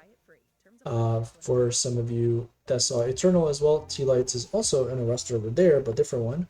So here, returning championship support player coming to this roster as well. And then a lot of the other players, I think from what I've seen, I'm not too familiar with. I think Gator Country played in here a while, was a pretty solid ADC. Credo mid lane has recently moved up to Emerald, been playing okay, but from what I've talked with him about, he's been doing really solid in the mid lane so far and enjoying the game a little bit more. So we'll see if he's able to perform better. Thoughts on the Mikey's Minions roster? Yeah, sort of looking at it, I mean, I think the standout player on this, which it's sort of interesting considering the role he plays, but it's T Lights. I think T Lights is a really, really strong support player. Again, wide champ pool, as I was saying before. It's like feels like you have to ban Seraphine against him, and there's other things. It's just he, I think, will be the anchor, and I think probably his experience will end up making this team hopefully perform at a higher level. I think where I get nervous, I guess, is the way to put it. Looking at this roster, is I don't know who is going to be the standout performer though. They're just hard carry or take over games when it's needed, especially against some of the top end teams. So I don't know how high the ceiling for this team goes, but I definitely feel they have a high floor. I'm not sure about the floor, but I definitely agree that the ceiling's a little bit lower going in. I think, anyway. With that said, it's because I don't know much about the top side, but I think T-Lights is great. You've already talked about that. And I think Gator Crunchy is better than his rank implies, but I'm not sure if he's going to be that carry like you want to see. That's really going to make the difference. So we'll see how it all comes together, and for now, it's T-Lights and some question marks for now. Yeah, for sure. We'll see how they do and how they compare to their sister team as well. And they'll be going to Group A with the next team being ID Honey Fruits. That was like one more tick from rolling over to the next team, which is actually pretty funny because ID Honey Fruit goes into Group B, and that group is looking very, very strong right now. So for some of you that were around for Eternal, ID Honey Fruit is also playing there, so we briefly talked about them. But they have the exact same roster here. Blinko XD in the top lane, Zhao P in the jungle, Yilof mid lane, All Gucci, Jerry in the ADC role, and then Spartans in the support role. For those of you that missed it earlier, Blinko, former champion here with Zhao P, Yilof, and All Gucci and Zhao P returning from last split, who exited in the quarterfinals to K-Pep's team. So this time around, they'll be in the same group with a lot of other teams. And I'll let you guys touch on the ID Honey Fruit if there's anything that Prophet wants to add. Just another great team in Group B. I think that all these players are great. Zhao PP is very talented. Heatloaf is a multi-role talent. The bot lane, both of them are proven talents to me. I think they're both great. And the top laner is probably the strongest Emerald League weak side top laner. So I think the team comes with a built-in identity, and they will be able to compete with the other teams that are in Group B. Yeah. Man, it's hard to keep my composure right now while I'm going through This this. is the part that I love about randomized. Random. Yeah. Man, I'm a great guest to have on during this. Yeah, you guys are gonna have a fun time over in Group B versus some of these rosters. So Yeah. that's Jesus. going to be a fun group to follow along and watch. Yeah, that's funny. That's hilarious. Okay, well, yeah, ID Honey Fruit, welcome to Conqueror, back to Conqueror as well. We'll see if they're able to get past the quarterfinals this time around. Looking at this group, we'll see if they're able to make playoffs. Get out of the group of death. Yeah, so let's spin for the next team. And the next team is Glacial Knights. This is another team that actually participated last split. And funny enough, they were also in Group C, along with the team for Sean Fan Club in the same group. So let me find their roster, finding my alphabets. Okay, Glacial Knights. Yeah, so they're returning a couple of different players, a couple of the same players. Top lane, they have Strangleroot, jungle Defiance, mid lane Sicarius, ADC Grimgar, and support Kaiser Coolness. We have subs Suna, Jay Whittle, and Jobo. Any thoughts on this roster? Yeah, so I remember this team was obviously in Titan last split, and they've got a lot of sort of returning players. Were they in Group C? Do you remember, Sems? Yes, Group C, they were in the same group as Lost and Epi. Yeah, so I if I remember correctly, this was a team that, again, like Group C was definitely a tough group last year, or not last year, but last split. Yes. And I think this is a team, unfortunately, that was victim to that. I think they put up some Yes. strong performances and they made some teams work for wins. But yeah, hopefully a better showing out from Yeah. this split. I'm pretty sure they went 2-1, or they lost 1-2 versus like all top 4 of the teams that made playoffs, and then they went like 2-1 versus every other team. They finished like 3-4 if I remember. They were doing really solid for a competitive group. So I'm interested to see how they do. They made some changes and came back to conquer as well. Well, I don't have too much information, but I saw that a lot of the returning players are all playing different roles. It seems like, looking at the OPGGs, I wasn't exactly inspired, and with so little information, like a lot of the OPGGs were on different roles than what they're going to be playing. Yeah. I'm just going to have to see how it all comes together, but it is not a team that I was particularly high on. Yeah, for sure. Sometimes role swaps can be pretty negative, but sometimes they can do wonders for teams as well. So we'll see how they do in their second split and conquer as well. So let's spin for the next team, which will be the Kingpins, and I believe, make sure I'm correct on here. Sorry, getting some quick information. Yeah, this team, the Kingpins, even though they have just a standard team name, they're under the Travelers org, who is an org that has been around for a couple of splits, I believe, but I think this is their first time in Titan. So let me actually get their team. Yeah, they have the logo right there. Could I confirm it that way? So the Kingpins has Weatherneck in the top lane, Okia Knight in the jungle role, Investor Brian mid lane, No Clip ADC. Their support role is currently empty, but I believe their sub Colin is filling in until they have a support started. So, any thoughts on the Kingpins roster? I don't know any of the players individually, but I will say Travelers, I believe, just came off of winning the Aegis Masters League. So the org definitely has success. Yes. Has put together some good teams, and I think that, man, I know the org owner. I've talked to him before, but I'm forgetting his name. I think he knows how to put together good rosters and rosters that can win leagues. So I think just going based off the organization, this should be a competitive team. Well, not knowing the owner of the org, I'm going to say that I wasn't very confident in the team. We don't know the support, so maybe that can change things, but I was looking, and I just didn't see anything that really excited me about them yet. But yeah, this is another one of those situations where I hope they go out and prove me wrong. For sure. I'm definitely excited to see how they do here. And hopefully they figure out their support situation. So let's go on to the next team, going into Group B.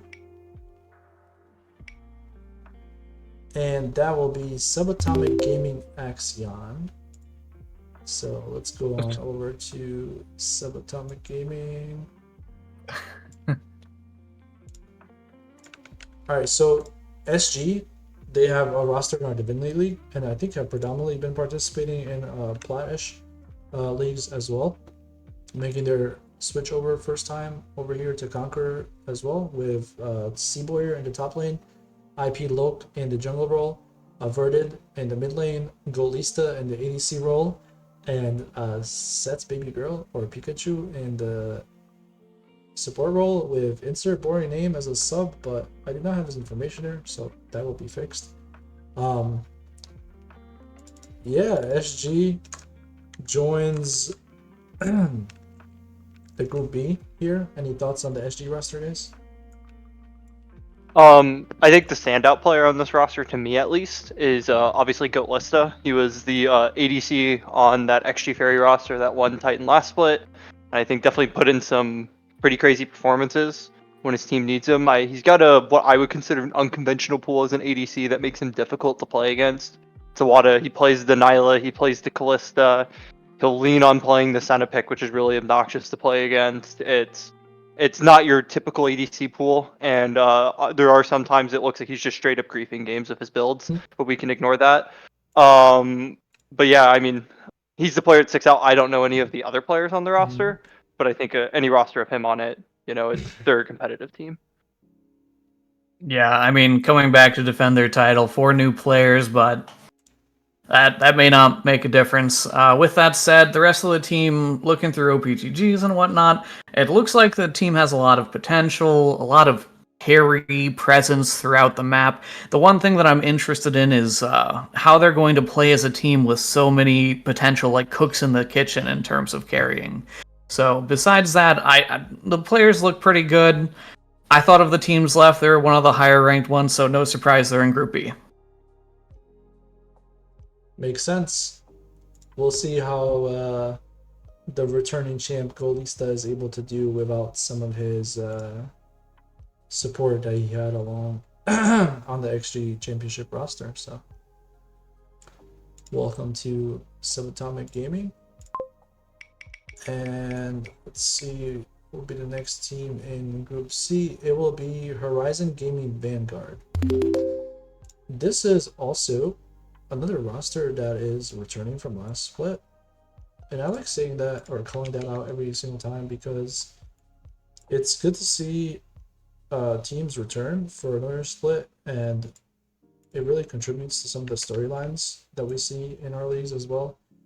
Even if they're swapping out a few players, a couple of players, a whole roster, but you kind of build on that, and it makes the league more interesting.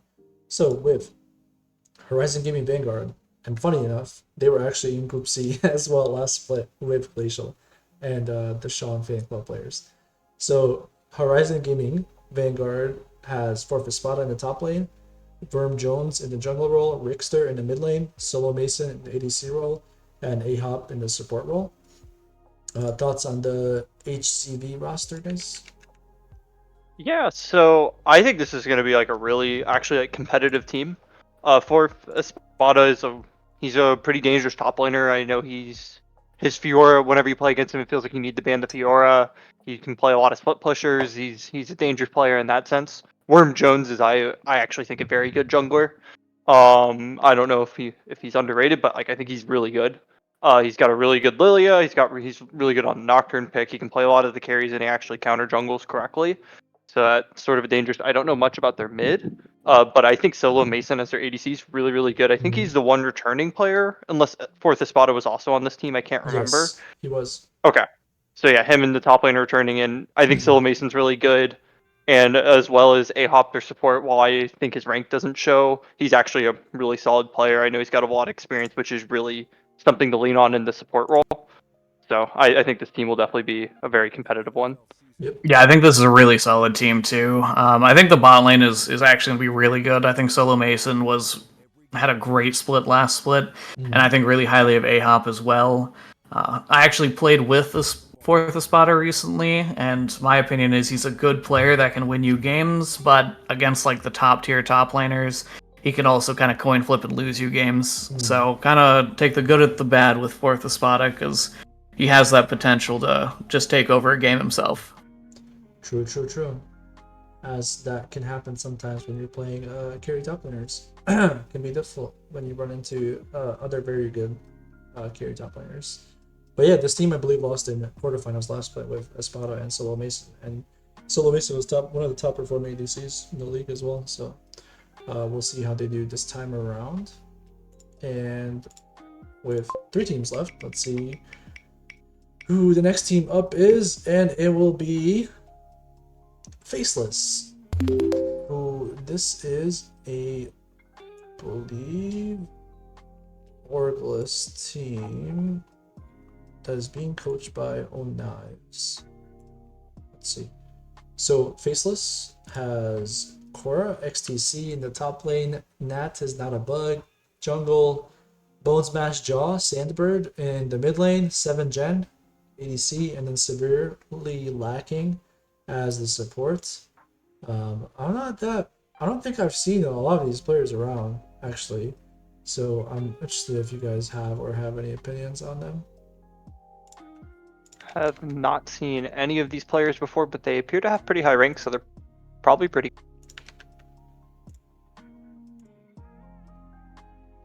Yeah, I kind of felt the same way. Looking at the solo queue history, the what they play, it seems like their mid laner loves to scale. It seems like a lot of them can play carries. Pretty much all of them can. So I'm interested to see how they're going to split up like engage duties, or how they're going to play around that, or if they're going to just play their individual styles and see how it works out. But potentially a pretty good team. Just haven't seen them yet. For sure, for sure. Looking pretty strong on paper, so we'll see how they do in this group A.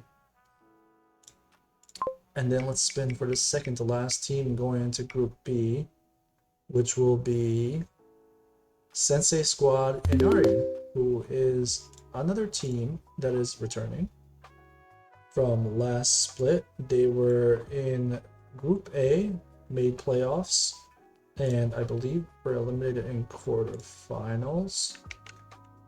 This time around, they're coming back with the exact same roster, I believe. With Zazikal playing top, Bo Explode playing jungle, ZPM in the mid lane, Super Foss as ADC, and Chasing Logic as their supports. And drop the Chalupa and Water Bear as subs. I will correct that. They're swapping out one player because they previously had Disha as a support. So now this is a different support, and the other 4 players are the exact same. Thoughts on Sensei Squad Inari? Yeah, I will drop the correction because I thought about this. They made it past the first round into quarters, and then ran into XG Fairy. So they did win a playoff series. And I think it's really cool to when teams sort of return like almost an entire roster, even if it is just Yep. one player swap. I think synergy is like a really good thing sort of to build on. I think you start learning how your players interact, team fights become easier, things just flow. I also think Water Bear, the person who owns the organist, I believe their coach, I don't know how much coaching he does, but he does a really, really good job running his organization and sort of putting competitive teams forward and helping them grow. So I think, especially considering that fact, with this team sticking together for the most part, it's going to be a team that's going to keep getting better and better as time goes. Yeah, Sure. I mean, that's just kind of what happened. You have 4 starters returning. I think that the 5th one, Chasing Logic, was a sub last split too. Yep. So that's like 5 people that have definitely played together. Honestly, I thought that they were going to really be able to show something with that level of experience and cohesion together. They already made it to quarters last split before losing to the eventual winners, so they had a pretty decent split last time. I'm only worried for them because they're in Group B.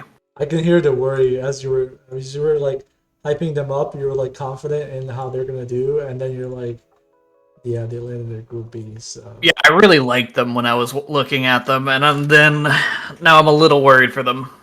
yeah, we'll see how they shake out in the Group B. Pretty competitive group, and we will spin for the last team, which is Literal Monkeys, and another team that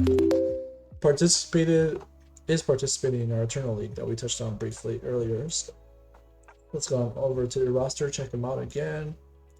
So Literal Monkeys has Chinese Spy in the top lane, Pakapol jungle, Akbalo mid lane, and Tion ADC Ferromancy support. 3 subs, 99 Camry, Pyramid Boy, and Glada. And as I mentioned earlier, they have a top laner who's potentially looking to play once they complete their eligibility games. So thoughts on the Monkeys roster? Pretty similar things that I said for them in Eternal. I think this team will go as far as Packapal can take him. He'll be the X factor of this team. I'll sort of what Prophet say what he wants to say from there. Yeah, I mean, to me, the top in the jungle stood out to me as carry players. One of my bigger concerns is I'm not sure how the rest of the map will do. Act below. Yep. Act below. While that says D4, I don't think they've been D4 since like 2022, and that was when they were playing top lane. Yes. So I'm not sold on the rest, but I think the top in the jungle can do pretty well, and we'll see if the rest of the map can kind of either improve or show that, well, I'm just wrong about how good they are to enter the split. For sure. Good luck to the Monkeys roster. And with that, I believe that is all 24 teams drawn into groups. So we can head on over to the groups and we will briefly talk about them. So Group A, we have Eden Snapdragons, Dub Monarch, Fantastic Academy, Dreamcatchers, TMG Bozos, Optimal Esports Dynasty, Bing Chillers, Mikey's Minions, the Kingpins, and Faceless. So just looking at this group, first look for the both of you. I think what are your thoughts on?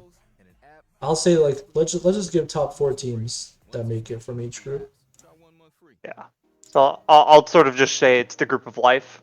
This is going to be OE Dynasty's group to lose. Again, I really think they should just go undefeated.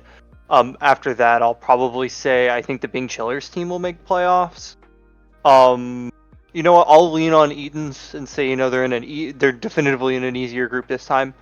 I give them a shot to make it, and then I'll say the 4th team to make it just for fun. I'll say DOV Monarch. Arch Knight has been very active in the Conqueror chat, so Okay. he'll be a good protagonist. I'll lean on him to also make playoffs. I think that Optimal Esports Dynasty is probably the best in this group. Man, the group of life is definitely true. Maybe Faceless next. Maybe Bing Chillers 3rd, and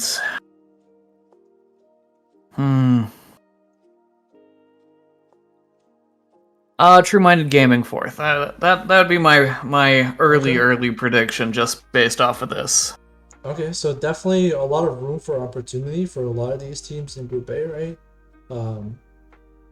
I would think, just based on what we're seeing and the rosters we've seen, that there will be a very close race for the maybe 2 to 7 spots or 2 to 6 spots. We had a couple of groups, I think so. We had a couple of groups last split that was pretty much just like that, because a lot of the teams, even though they were now overall okay, this team's gonna run everybody over, this is one of the championship contenders, the way they stacked up versus everybody in their own group was very close and on par with each other. So we ended up with a lot of teams fighting for playoffs until the last week. So I would expect something similar here in Group A as well. Let's jump on over to Group B, where we have Spider-Bite Esports Tarantula, Dorado Gaming Iota, Bing Chillers, Sybil's Standards, XG Saturn, Cosmos Wings, Cosmos Lantern, ID Honeyfruit, Subatomic Gaming Axion, and Sensei Squad Inari. Same thing for this group. Thoughts? Top 4. Well, for every group of life, there has to be a group of death. This is very obviously the group of death, and it's True. just. I even with my bias, it's not even close. When I did my tier list prior to this thing, I had 5 teams that I considered championship level teams.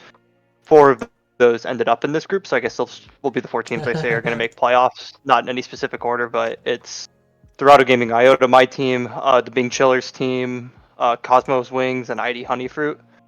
But realistically, there's no team in this group that's an easy out. There's no easy week in this group. It'll be every single week's going to be a grind. Yeah, I didn't really have any of these on the lowest end. I have very similar view, but I'm actually gonna put, instead of Cosmos Wings, I'm gonna say Subatomic Gaming Axion is one that I really had my eye on. Okay. Defending ADC champion. Having faith in Goatlista to carry his team to playoffs at least. I didn't think the rest of the team looked bad, so yeah. True. Yeah, I think definitely agree. Group of Death every single week will be pretty competitive, so there's definitely a group to watch. And let's switch on over to Group C. We have TMG Paladins, Misery Jade Solemn, Elysium Atlas, Sean Fan Club, Cracked Incorporated, Glacial Knights, Horizon Gaming Vanguard, and Literal Monkeys. So same questions, thoughts on this group, top 4 making it. Yeah, so what I think is weird is this is actually a really balanced group, but I think it's a really definitive top 4, and I'd be shocked if these top 4 don't make it out. Not in any particular order, but I think Elysium Atlas, Sean Fan Club, Horizon Gaming Vanguard, and Literal Monkeys are like, I think the top 4 teams in this group. It's possible Literal Monkeys may not go, but they were always very solid, and so I expect them to make it out. Yeah, the other 4 teams I weren't that big on. So I think to me it is kind of that clear 4 top, 4 bottom, the same ones that K-Peps thinks. But hopefully I'm wrong and it gets really contested at the end. Yeah, for sure. I think this group, from what I remember, is pretty similar to the Group C from last split, where there's probably solid 4 teams that could make that should make playoffs, but there's definitely going to be a 5 or 6 team that's trying to knock off the last 2 that are trying to get snag playoffs. So yeah, with that being said, that is all of our groups and all of our teams for Conqueror, all 24 of them. As you can see, the schedules are predetermined already, so I'll go through and update these later, but if you just match when you were drawn to your team name, you can see who you're playing on the schedule right now. And yeah, 7 weeks regular season, you're playing everybody in your group. Top 4 make playoffs, and then we go into around the 12. We have 4 weeks of playoffs, so same as last split. We will have our first match on Wednesday, so there'll be more information coming out, more content coming out in the coming days leading up to match 1 and throughout the split. I want to take time to give a big thank you to K-Peps and Profit for joining me for these segments, for the draw show as well, and then for Profit for doing content for the upcoming split for Conqueror for you guys as well. So any closing words from either of you? Appreciate being on here. Group B is crazy. It should be a lot of fun. Yeah, and I just want to add, I hope that all of you that are playing in not just Conquer, but any league out there, have fun with it, and good luck.